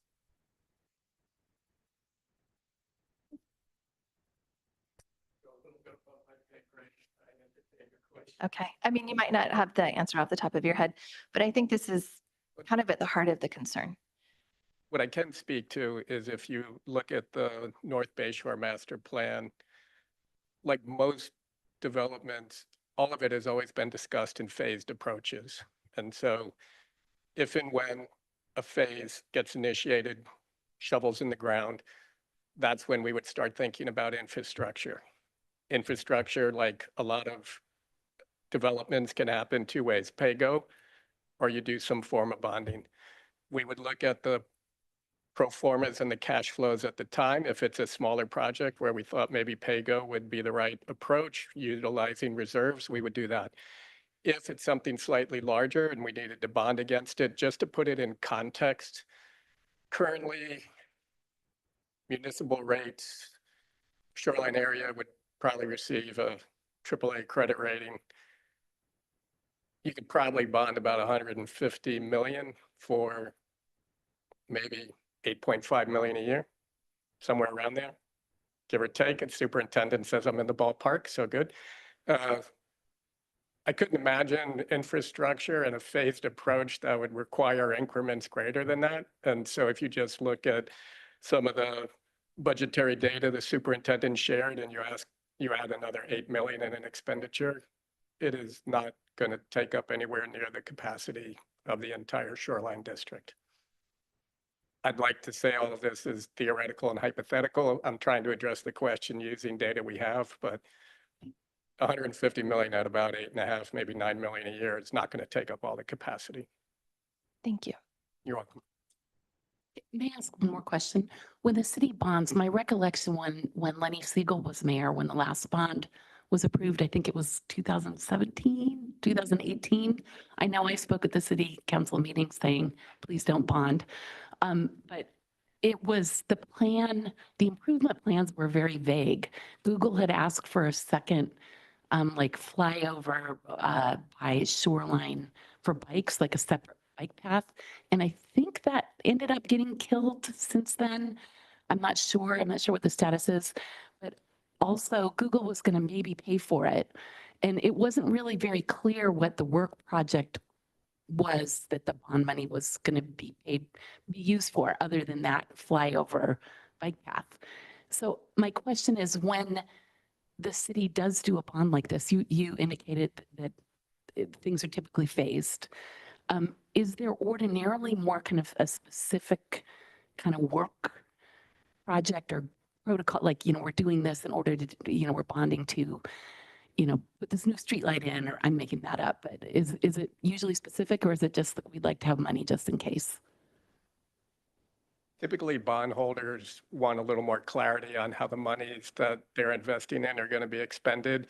You don't necessarily have to go way down to the granular level, but you have to start describing infrastructure projects, because you had a conversation earlier, you can't use bond proceeds for operating expenses and things like that. So you have to, at least at a high level, identify the types of infrastructure projects you think you're going to do. And then when you do issue at a municipal rate, which is favorable, there's also caveats. You can't invest the money and do arbitrage rebate. You can't hold the money indefinitely. You have to move forward with the project that you've identified. And so typically there would be some high level, we intend to put in all the water infrastructure and roadways for what will ultimately be a residential housing development. Or we think the growth is great enough where maybe we need a police substation, or there would be a high-level description of what's happening. It's not just typical of bondholders to invest if they have no clarity at all at what the monies are going to be used for. And I mentioned, for my own edification, I went back and looked because I wasn't totally familiar with the bonding of Shoreline. Currently, there are 2 outstanding bonds, but you can go to a website called EMMA, which is the Electronic Municipal Market Association, where you have to post. And that's where I started seeing bonds issued as early as the 80s. And so it's been a practice. It'll continue to be a practice. It's something yourselves are currently doing. It's something the city has done in the past. It's how we build bigger projects. And one of the reasons you bond is to also create a sense of intergenerational equity. When you do PAYGO, you're putting the entire cost of a project on one generation, which may or may not be fair. It might be, depending on the project. But sometimes with bonding, when you stretch it over 30 years, 40 years, it's because you're trying to have a shared contribution to whatever that asset is for the community. Thank you. Oh, excuse me. Although this is useful and informative, I think we're well beyond the Brown Act. Okay. Discussion. If we want to have a discussion like this, I suggest we set up a, special meeting and study session or something like that. All right. Thank you, Trustee Lambert. Well, I believe we are ready to move on to our next item. I'd like to thank Assistant City Manager Andrews and Mayor Showalter again for coming this evening. We really do appreciate your time. And I agree, the city and the school district, we have so many things that we partnership well on. The SRO program supporting our campuses, we had some scares earlier this week, and the SROs were incredibly supportive. Our joint use agreement and shared field space, the teacher housing project that is going to open soon. There are so many ways in which we have very, very strong relationships, and we thank you for coming tonight. Oh, yes, of course. All right, trustees. Do we need to extend the time? We do. May I make a motion that we extend the time until 10:30? I think that should be fine. We just have 2 presentations left. I second that. All those in favor? Aye. Aye. Aye. On a motion made by Trustee Blakely and seconded by Trustee Berman, the trustees have voted to extend the meeting until 10:30 p.m. Trustees Berman, Blakely, and Conley voted in the affirmative, and Trustee Lambert was opposed. We will now, let's take a 5-minute bio break real quick. We will be back at 9:27.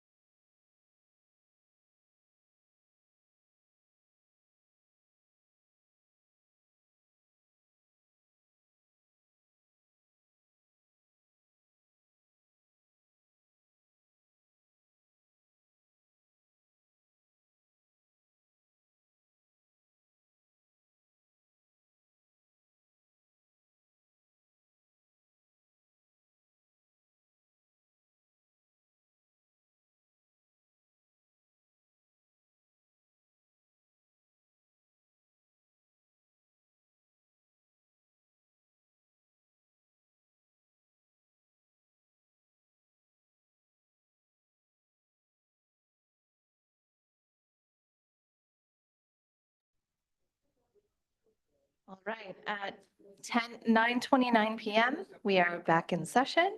We will now move on to our equity scorecard update with our Director of Equity, Megan Pullman. Good evening, trustees. Let me launch my presentation here. Okay. So this is actually going to be a relatively short presentation because I'm not really diving into the data. Rather, this is providing an update on the process. Of course, the process has always been aligned to our strategic plan in all 5 goal areas. So today I'm just going to briefly revisit the purpose of this scorecard, some work to date, talk a little bit about how the equity scorecard process has been involved with the SIPSA or site planning process, and explore the impact of doing that. Just a really brief refresher, the building blocks of the equity scorecard, or you could call them the building blocks of equity in our district, are 4 things: academic readiness, access, representation, and wellness. All four are really important that when operationalized will produce equitable outcomes for kids. The scorecard was created with really 2 big purposes in mind. One as a communication tool, and the second as a progress monitoring tool. Ultimately to improve the student outcomes for all students, but with particular emphasis on marginalized groups by centering them in our data equity conversations.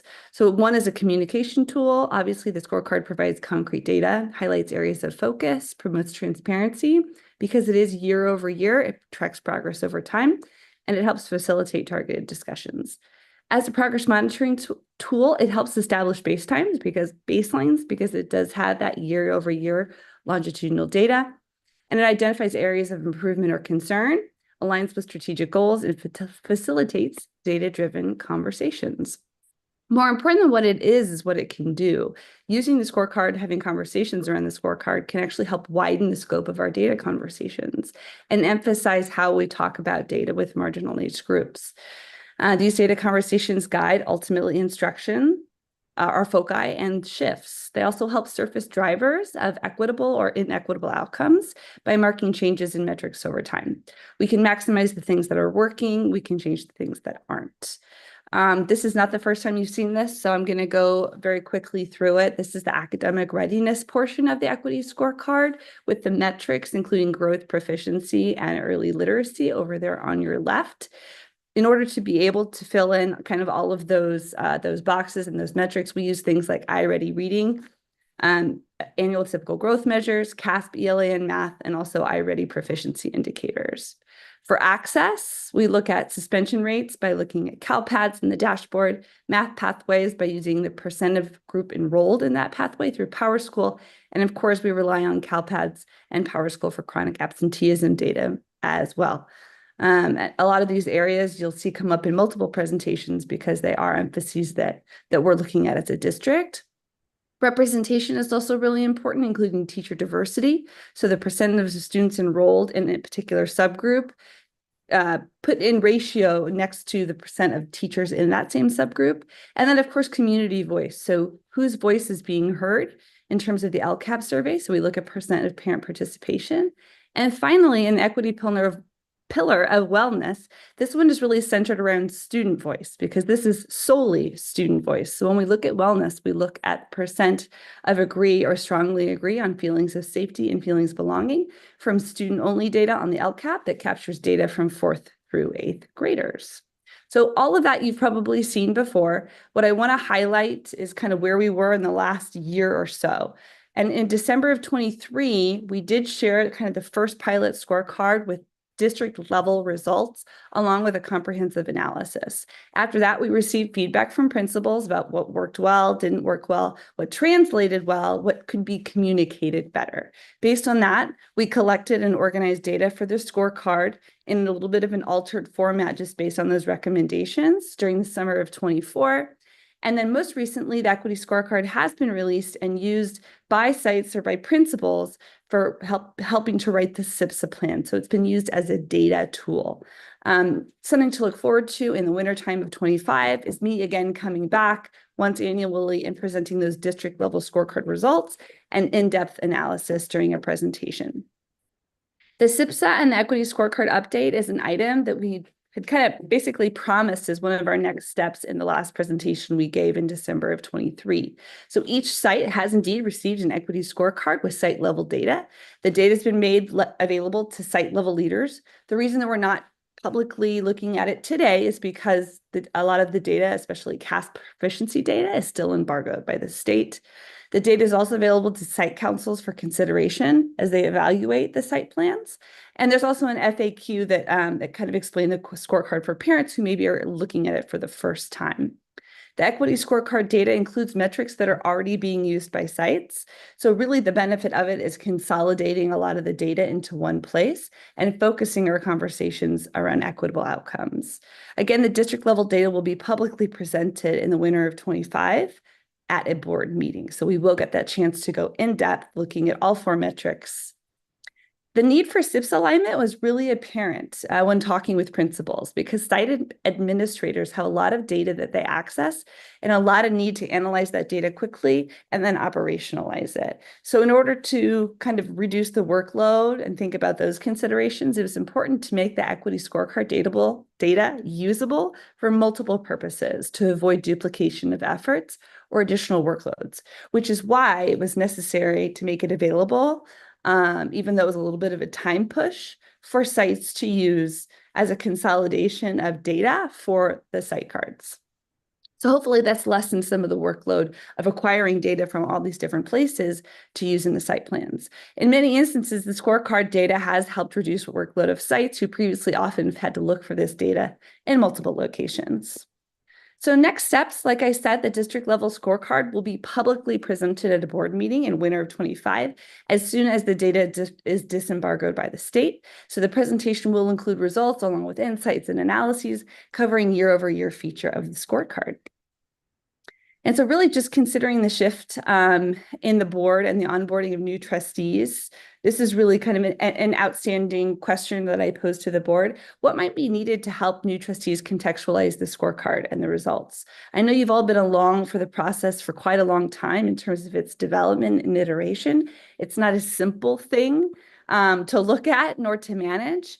The other question is, would it be helpful to wait for new board members to present the new scorecard and conduct an equity study session before the district-wide report is presented? Or is it okay to just go ahead and do it even with the board that we have currently? So with that, I open up for questions and look forward to comments. Thank you. Thank you, Director Pullman. I had a question. If the equity scorecard is being used for the SIPSAs now, why wouldn't it be presented in November, say, with the SIPSAs? It can be as soon as the data is not embargoed by the state. So it can be publicly released, which is typically around the dashboard data time. The CASP data is available long before the dashboard. The dashboard's usually in January or February, and the CASP data is available in October, November. Right now, we have, just based off of the schedule, tentatively planned the CAS presentation to be the second meeting in November. Okay. And then we were going to do this right after the CAS presentation, just because that tends to be a meatier presentation. But that's subject to when the embargo's lifted, and any of those can move. But that's just. Sure. I was reacting to winter 2025. I don't want to wait that long. Oh, no, sorry. That's a typo, 2024. Oh, okay.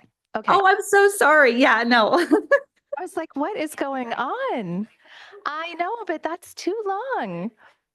January is too long. So, okay, that makes more sense if that's before December, before the new year. Okay, so winter 2024. Yes, ma'am. Okay. The sooner the better, as far as I'm concerned. Are there further questions from trustees? Trustee Lambert? So, 2 questions, three questions, but first 2, I don't really expect an answer to. We can discuss them sometime.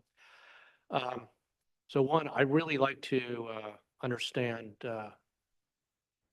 what equity is from you. And I would really like to understand, you're doing these metrics or taking this information, what is a desirable goal of equity in the program you're doing? Yeah, so we can discuss that.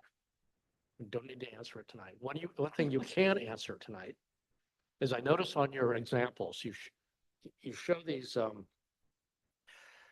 lot of it, I mean, what it is, this matrix here is focused on race, and it's focused on English language, SES, very broad categories. But it seems to me there's all sorts of other categories where equity is important. Gender, right, is one. You know, many more.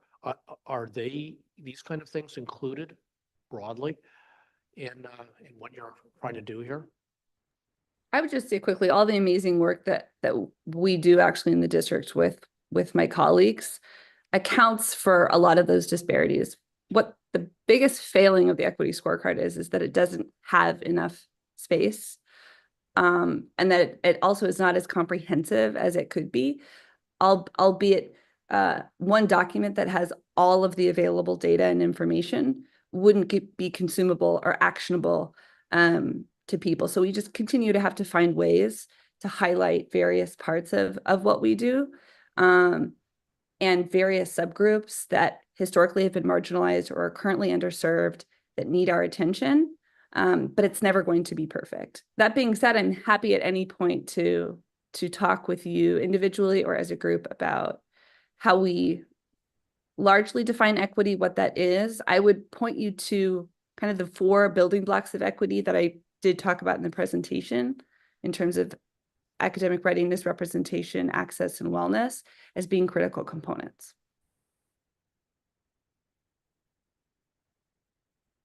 Yeah, I'm looking forward to a conversation with you. Thank you. Well, and Trustee Lambert, I would invite you to attend one of the district equity committee meetings. We have an equity committee and they have worked a lot on helping to develop the scorecard over time and our sort of framework that we have on equity in the district. So there's a great resource there too. Could you please send me dates of your meetings? Yes, Director Pullman can. I certainly can. Are there any further questions from trustees? Seeing as there are none, is there any public comment? We have one hand raised online. So we'll allocate 3 minutes. Nancy Actor, you may unmute yourself when you are ready. Thanks, Trustee Conley, and thank you, Ms. Pullman, for all the work that you do and the presentation. I'd say that, as a mom, time is our most precious resource, and I think it's the same for the district. These kids get through, pre-K to 8th grade before you know it. And I understand that the equity scorecard is a communication tool that is developed to help promote transparency, among other things. The timeline shows that we collected and organized the data over the summer, but due to state embargo, it sounds like this, I guess I'm agreeing with you, Trustee Conley, that I don't want to wait until the winter. It's my understanding that the CAST data will be publicly released by October 15th. I could be wrong on that date, but that's a quick search is what it appears to be October 15th. So I'm wondering if there's a way that we can get this data to the public sooner. And also if there's a way to make it sort of a living document, perhaps even on the district website, so that we can see how we're progressing as more data comes in.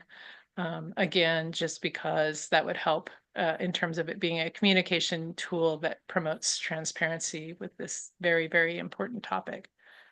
So that's it. Thank you. Thank you. Are there comments from trustees? Trustee Berman. It's going to be really terrific to have all of this, to use this tool, I think, for the SIPSA development. I can see it being incredibly beneficial. There was a question about how to, I'm forgetting what at the end of the slide, about how to support our new board members with understanding the tool. I think it would be beneficial to have a study session once we have our new members on board. And I was thinking that even as you were speaking about it, that maybe in the context of SIPSAs, because I think SIPSAs are another thing that needs that we need our new board members to understand. They're long, they're really meaty, but it gives you so much insight into what is happening at a school site and what their goals are for the year and how they're allocating funds and where the priorities are. You can look at their specific data. So I think one thought I just had here listening was that maybe through a study session where you look at the scorecard and see the data for each school site and how it has influenced the development of the SIPSA, I think could be really helpful. Trustee Blakely. Thank you.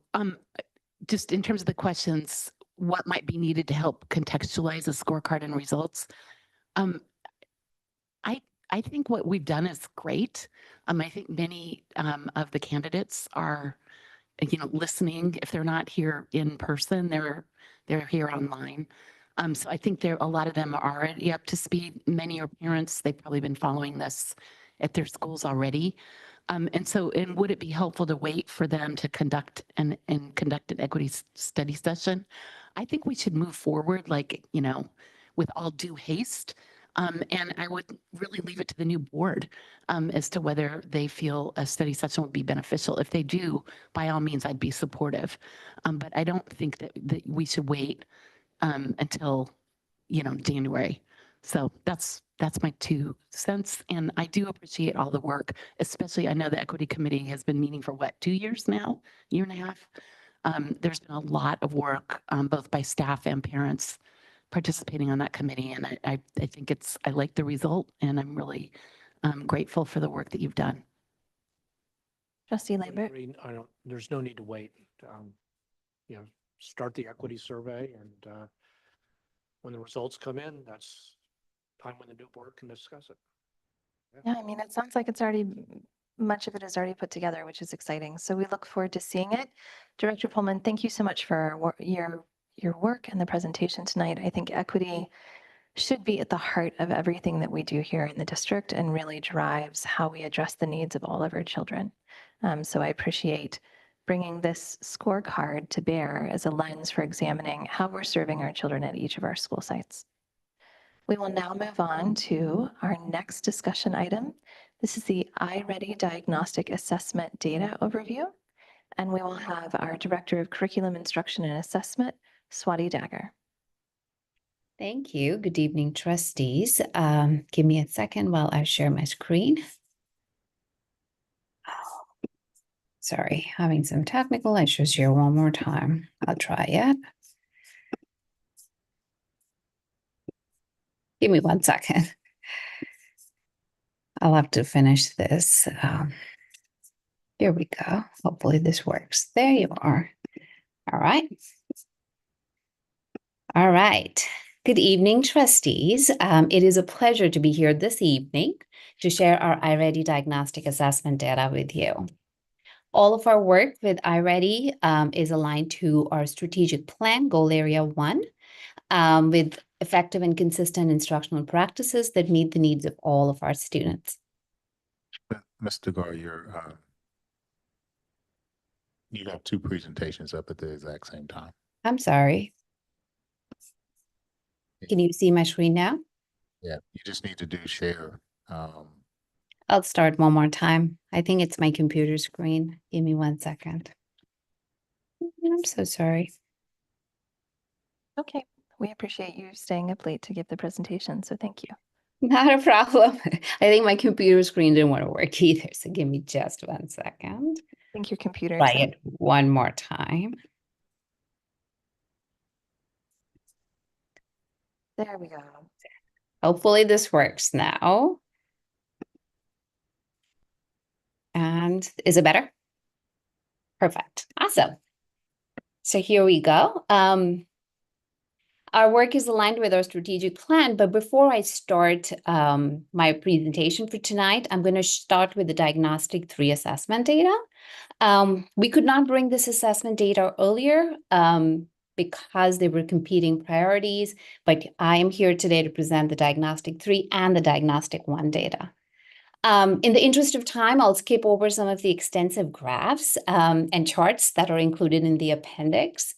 but I will review some high-level data and talk about the summary and the implications of the work across our school sites across the district. For the end of the year I-Ready Diagnostic 3 assessment, we did a 2-year comparative. And when we look at the 2-year comparative, it is from end of the year 23 and end of the year 24.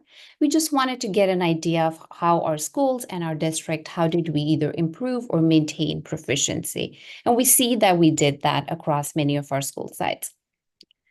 When we looked at the annual typical growth, which is the growth data that we get at the end of every school year, we see the 2-year comparative again, and more students met their annual typical growth targets in reading as compared to the previous year. When we look at math, we do see a variance in proficiency over the previous year across the district. We do see a 3% increase at Castro, from end of 23 to 24, and we see a 6% increase in proficiency at Landolt from the prior year. Similarly, for annual typical growth, we see data from end of last year that overall as a district, we had 59% of our students that met their annual typical growth target, which was same as the year before. So we kind of plateaued in the annual typical growth for math. I mentioned and captured some of the data earlier with the slides. For reading, majority of our students show increases in proficiency. We also see increases for our EL subgroup, for our Hispanic Latino student subgroup, socioeconomically disadvantaged, and for our McKinney-Vento student subgroup as well. In reading, we also see more students met their annual typical growth target as compared to the prior year.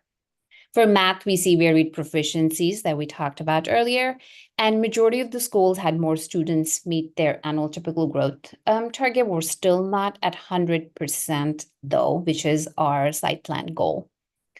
Detailed graphs, like I mentioned, are in the appendix. Now, before I move into talking about Diagnostic 1 results from August, I would like to highlight and bring to light some considerations that we have to think about. I'd like to put in a word for us not to compare the end of the year proficiency data with the beginning of the year results. And I'll tell you why in the subsequent slides. We have to fight this urge, as it is an apples to orange comparison. The Diagnostic 1, our beginning of the year data, is it tells us how, it shares with us how many students are ready for grade level instruction. It's not proficiency data that you will see in the subsequent slides now. And we also have to remember that these were different cohorts of students from end of the year to start of the year. And we had students that took the diagnostic at the beginning of the year. It was the second week of school, and they tested on standards or skills that had not been taught yet. Some of the things for us to think about. So let's look at start of the year data. When looking at our start of the year data here by tiers, we see each of our schools. I would like to point out that the green bar is showing the number of students that are ready for grade level instruction. It's not the green that we see as green as in all kids are proficient. It's number of students ready for grade level instruction. They could be at early, mid, or late within the current grade or even above, but they're ready for instruction. The yellow bar shows students that are 2 grade levels below, and the red bar shows students that are 3 or more grade levels below. Similarly, here we're seeing beginning of the year data by grade level. You will notice that for kindergartners, there is no yellow or red bar. That's because they're just starting their schooling experience and are ready for grade level instruction at the start of kinder. We do see, as we move across grade levels, we do see higher percentage of students that are in the red or 3 or more grade levels below. So math start of the year data shows that we have 75% of our students district-wide that are ready for grade level math instruction.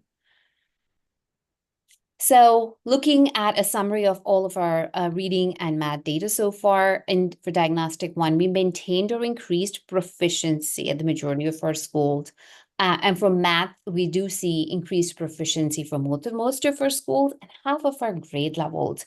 Not all, but just half. We have work to do with math for sure. We also see middle school math pathways maintained or increase their proficiency. So let's look at the readiness for grade level standards data a little bit more. We'll dig deeper into those results. The primary purpose of our Diagnostic 1 results is for us to understand how many students are ready to learn at the start of the grade level.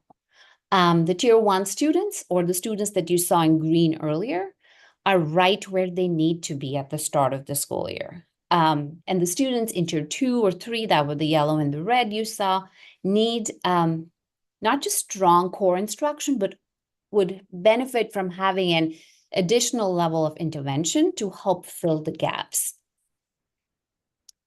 Let's look at an example. We chose to have one of our elementary schools, Castro, as an example.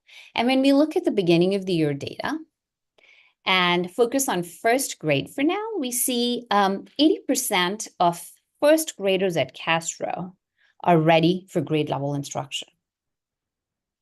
When we choose one of our middle schools, let's look at Graham, for example, we see anywhere from 65 to 67% of our students are ready for grade level instruction across 6th, 7th, and 8th grade. We see that 67% of our rising 6th graders are ready for middle school learning, which is really exciting to see. But we have some things to consider when we're looking at this data.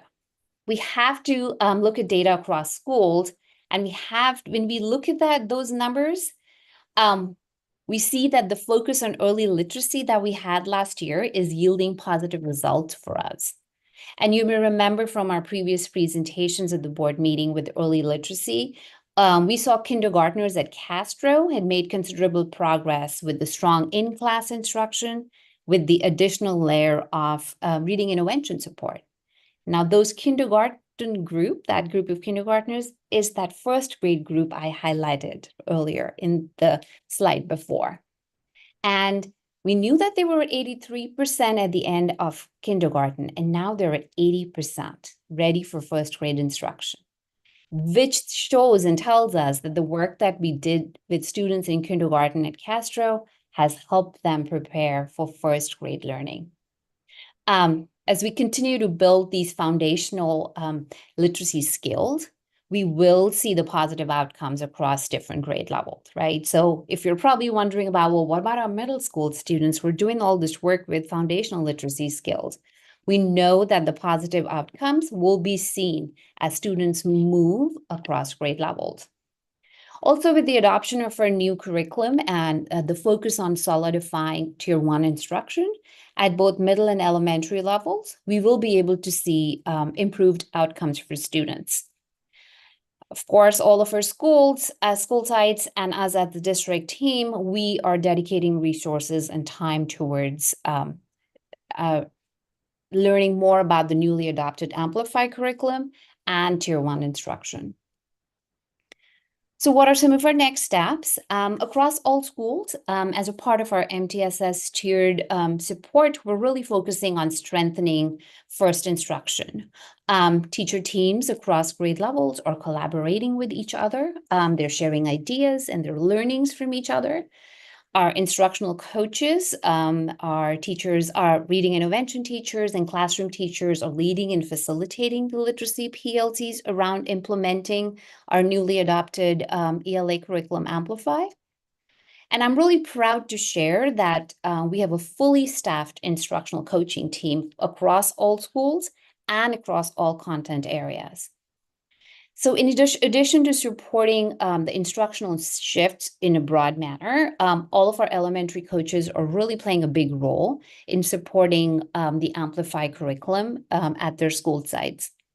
And at the middle school, our content area coaches are working closely with the teacher teams across grade levels in creating and curating content area assessments that are helping for frequent progress monitoring and are helping guide instruction. Our trustees, superintendent, and cabinet team are also conducting frequent walkthroughs and site visits with site principals. And at our previous board meetings, we have discussed the power of collaboration and learning from each other. If some school's doing something really well, how can we replicate that and share ideas with each other? As a district, we're creating opportunities across all levels for that collaboration and learning. Not only do we have teacher literacy PLCs, we also have built-in structures for principal PLCs that focus on collaborating around Tier 1 instruction, around addressing needs for attendance, behavior, suspension, and chronic absenteeism. So we provide our principals with the data that they need, and there's discussions that happen during PLC meetings around those topics. For example, just this week, the Ed Services team had the opportunity to do classroom walkthroughs with our principal PLC team right before we had the leadership team meeting. And during the principal PLC time, the team got to debrief and talk about what we saw, what are some things that the curriculum asked us to do, what are some things we could hone in and tweak, and it was a wonderful conversation. Our instructional coaches also collaborate outside of the monthly meetings through their coaches PLC. And they discuss what's working, what's not working, what are some things that need more guidance. Are there any questions that they're hearing that they can share with each other and learn from each other? All of this is helping build this common understanding, and we get to learn from each other. As we finish our second diagnostic in winter, we will bring the student proficiency data to the Board of Trustees. And in the end, I want to reiterate that we will continue to build on the momentum from this last school year. Let me end this presentation with the statement that I wrote in there that Superintendent Rudolph and I have spoken about. Imagine a Castro or any of our schools where no students are below grade level. We're really hoping to make that happen. And with that, I am open for any questions. Thank you very much for the presentation. It just leaves me breathless with hope to look at that first grade data for Castro. It's amazing. So trustees, questions? Trustee Lambert. So correct me if I'm not reading something correctly. There seems to be a very large jump in the number of students who are not prepared for 6th, 7th, and 8th grade compared to K through 5. Is that correct? Yes, as we move across higher grade levels, we do see more students that are below grade level than in the lower grades. That's just because the standards get more complex or their learning is more complex and the ways there's multiple factors to it, but just a couple that I could think of at this point. But we also have work to do with students as we keep moving through grade levels with supporting them. And then a follow-up question, do you think the programs that are currently in place are going to help that? Call it a problem, yeah. Yes, we have structures in place at almost all of our schools. We have RTI blocks. We have the WIN, which is what I need blocks. We also have at our middle schools, math and ELA RTI classes. So they get the regular grade level instruction and an added layer to fill in those gaps with the teachers. And usually in the RTI classes, it's a standards-based what the student needs time. Which is identified by student data, and then the gaps are filled and instruction is given. It's an added layer. Great, thank you very much. And if I'm correct, we also are seeing, the impacts of COVID. The kids who've been coming through middle school had years of lost instruction. My oldest is a 6th grader, and he was in 1st grade when we first went into shelter in place. So there's just a whole cohort of kids who have been moving through our middle schools who lost foundational instructional years inside the classroom during COVID. Trustee Berman. So I looked at all of the data and all the slides that followed, and I was looking closely at the 7.0 and the 8.0 math tracks, and that's that's year over year. That's an area of concern. And each of those students that's in the 7.0 and the 8.0 math class, there's a story and a situation behind each and every one of those children. So can you share a little bit about how what we're thinking about for those students this year, just to maybe give us a sense of the direction we might be seeing in the near future, or the conversations we might be having in the near future, to know that we are addressing that? Yes, I actually had a chance to talk with both middle school principals at Graham and Crittenden about that, right? And I broadly, I can't say to specifics on each of the school sites, but broadly, we do have math RTI classes, and a conscious decision that has been made for RTI placement for math specifically is students that have identified computational needs too. So that the sites looked at the data and identified the students that had specific standards that they need for sure as they go into the middle school, higher upper grade, or to the high school. So identified the kids really targeting and honing in on the domains they need. Additionally, those are smaller RTI classes. So there is more targeted support versus a larger class. So teachers able to do 2 or 3 small groups. Also, we're adjusting the pacing for math in those classes as well to make sure that they stay on target with where they're supposed to be with the math class in the regular class, and they're getting this additional support, which is aligned with that as well. So it's a combination of the two. Thank you. And I know we discussed this a little bit in ours when we set our board goals at our special meeting last week too. So, I know this is an area that we're all thinking about, and I'm glad we're going to make some progress on that this year. Thank you. If there are no further questions from trustees, we'll move to public comment.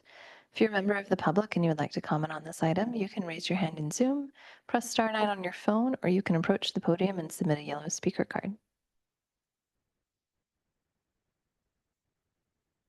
We have 2 online speakers. We will allocate 3 minutes each. We're going to get a timer up. Oh, we just had a third one pop up. We'll still stick to 3 minutes, but I'm going to cut off the opportunity to raise your hand now, and I'm going to screenshot the participants so I don't forget who they are.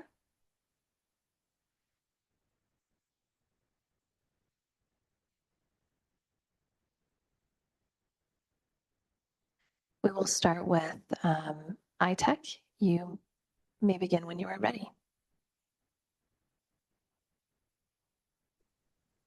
Yes, good evening. I have 2 questions. First, why did you remove the actual student counts, the number of students who can't read, and only left the student percentages in today's update presentation of the iReady data? In last year's earlier updates and presentations, you showed both the student counts and the percentages. It destroys community trust and emphasizes a lack of transparency when the district hides the actual student counts. Please, a request, bring back the student counts and be upfront and honest about the numbers. Don't hide behind percentages.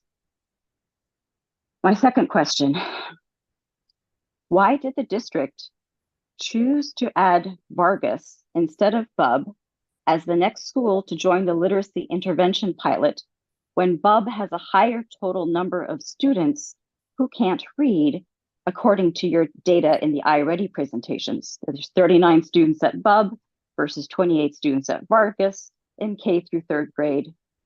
What was the justification for this choice? Ideally, you'd extend the literacy intervention program to both of these schools, and indeed to Landals and Imai and Stevenson, and include all of the 106 students in K through 3rd grade who can't read.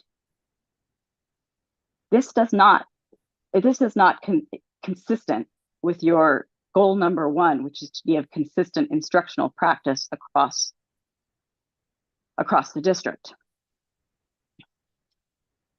I worry about this because when you look at the other students whose numbers are also not being showed, in last year's data, you had 354 students in K through 3rd grade who can't read. 106 of them who are not getting evidence-based literacy And then you also have 291 students in 4th and 5th grade who are not getting evidence-based instruction, literacy interventions.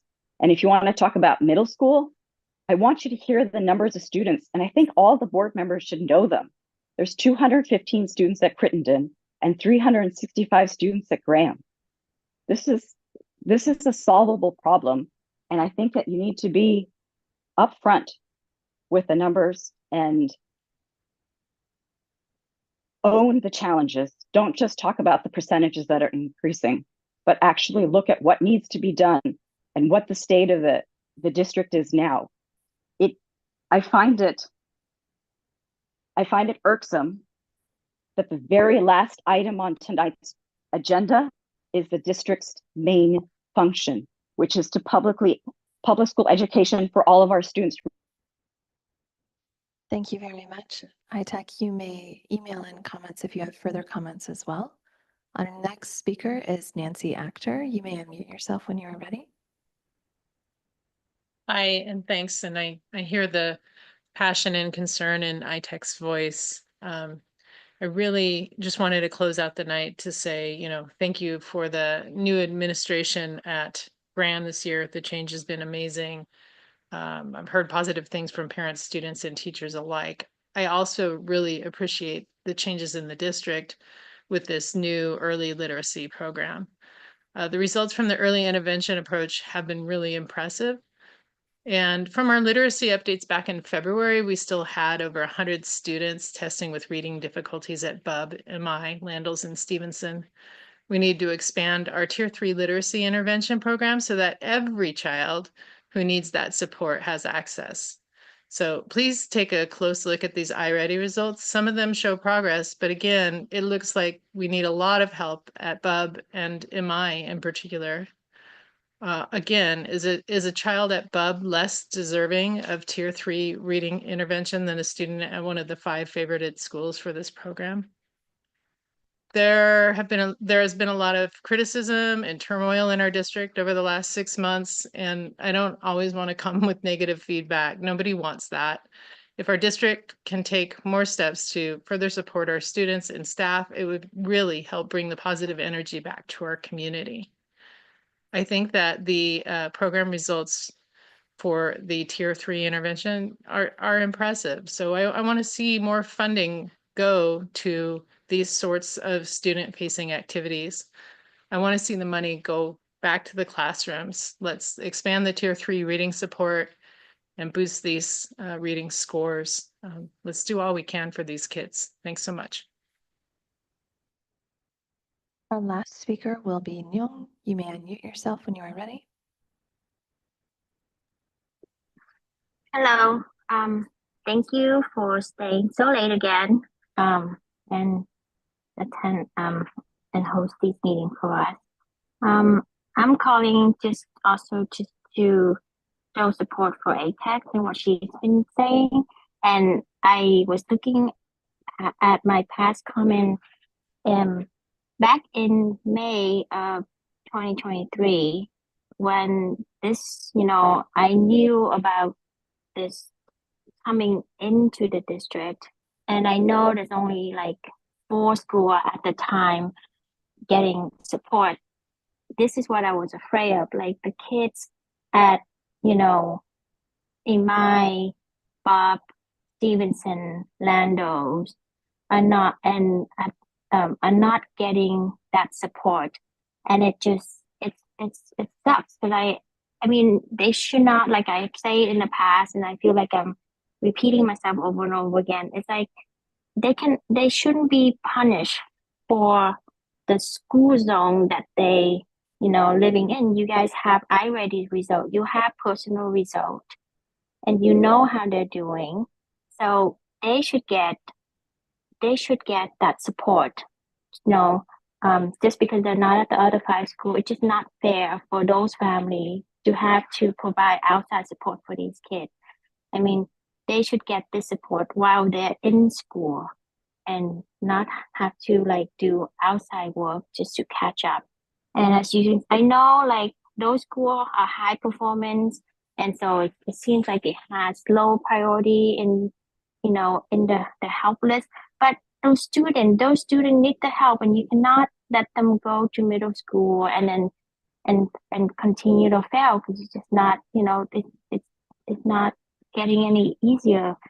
And about the data, I would like also, in the future, please show like the number and the percentage. Like I remember at the city on-site council, I'm looking at data and it's showing percentage. I'm like, percentage of what? It just doesn't show you the whole picture.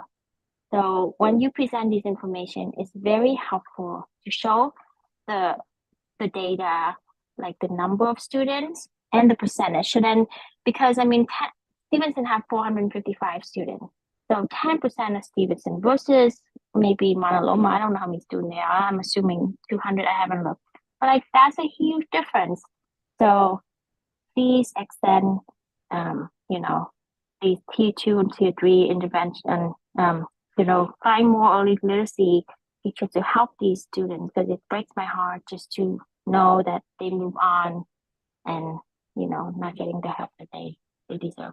Thank you. Are there further comments from trustees? May I ask a Trustee question? Blakely. Just not a comment. We do offer tier 2 and 3 interventions at every school, correct? We just don't have the full with the literacy coaches in the single period. And that's sort of being piloted this year at 4 schools, but all of our schools have reading coaches and classroom instruction through RTI and such with the tier 1 and 2 and 3. Yes, we do. Sorry, we do all three. All 3 tiers are addressed at every single school site. The newcomer program, as well as the literacy program that we created last year and then have extended this year, are targeted programs as an additional layer of support. But we do offer interventions at all 3 sites. Thank you for clarifying. Trustee Berman, you look like you have something to say. I do. I'm just trying to think of which one I want to start with. I always go back to thinking about my own classroom when I taught 2nd and 3rd grade and thinking about my triangle, right? So my own triangle with the students that are at needing tier 2 and tier 3, I would try to work with them with more frequency, right? Because my students are, I work with them in small groups. My groups are differentiated. And I try to meet with those groups with, like I said, with more frequency, and I manage what's in my classroom. And so when I look at sort of the triangles at other schools, I was thinking, and when I look at this information, it's helpful if we had the percentages, like the demographic makeup of every school. So I can think about, when there is like a 5% shift, does that mean 5 students? Does that mean 20 students, right? So I think my thinking is a little bit in lines of what we're hearing. It is helpful to kind of get the demographic information for each school, so we can think about the impact of 5%, 7%, 10%, because it's different depending on the demographics and the number of students at the school. But if in my classroom I have 60% of my students in the yellow and in the red, or 70, I think it's almost beyond my own capacity to do on my own, right? So I think that's where we want to make sure that in the schools that have the classroom where there is a classroom where that triangle, there is 60% of the students in that tier 2, tier 3. How can we support those classrooms with that additional help that may be beyond just what that one teacher is able to do alone?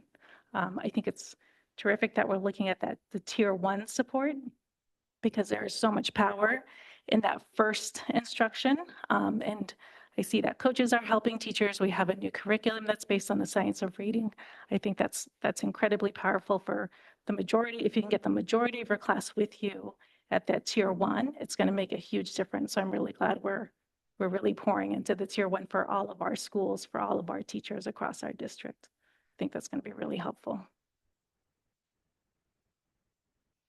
Thank you, Trustee Berman. I agree with your comments. Trustee Blakely? As do I.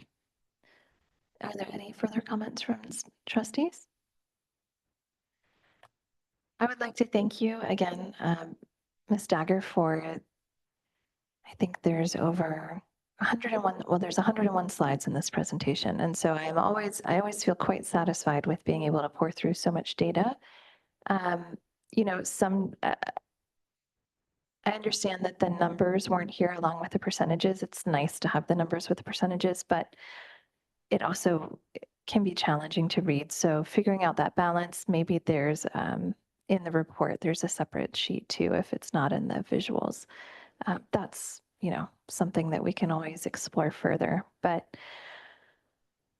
I'm excited to see the work that we're beginning this year, and I'm looking forward to the next diagnostic. This is sort of a learning readiness snapshot, but what we're going to see coming up next is the progress that students are starting to make, and we're going to track it over the course of the year. And I think that having the Amplify curriculum for literacy instruction across the district is going to be very impactful this year. I'm very much looking forward to that. All right, trustees, we will move on to, I believe it's board updates next. Yes, item 9, board updates. Are there any board updates?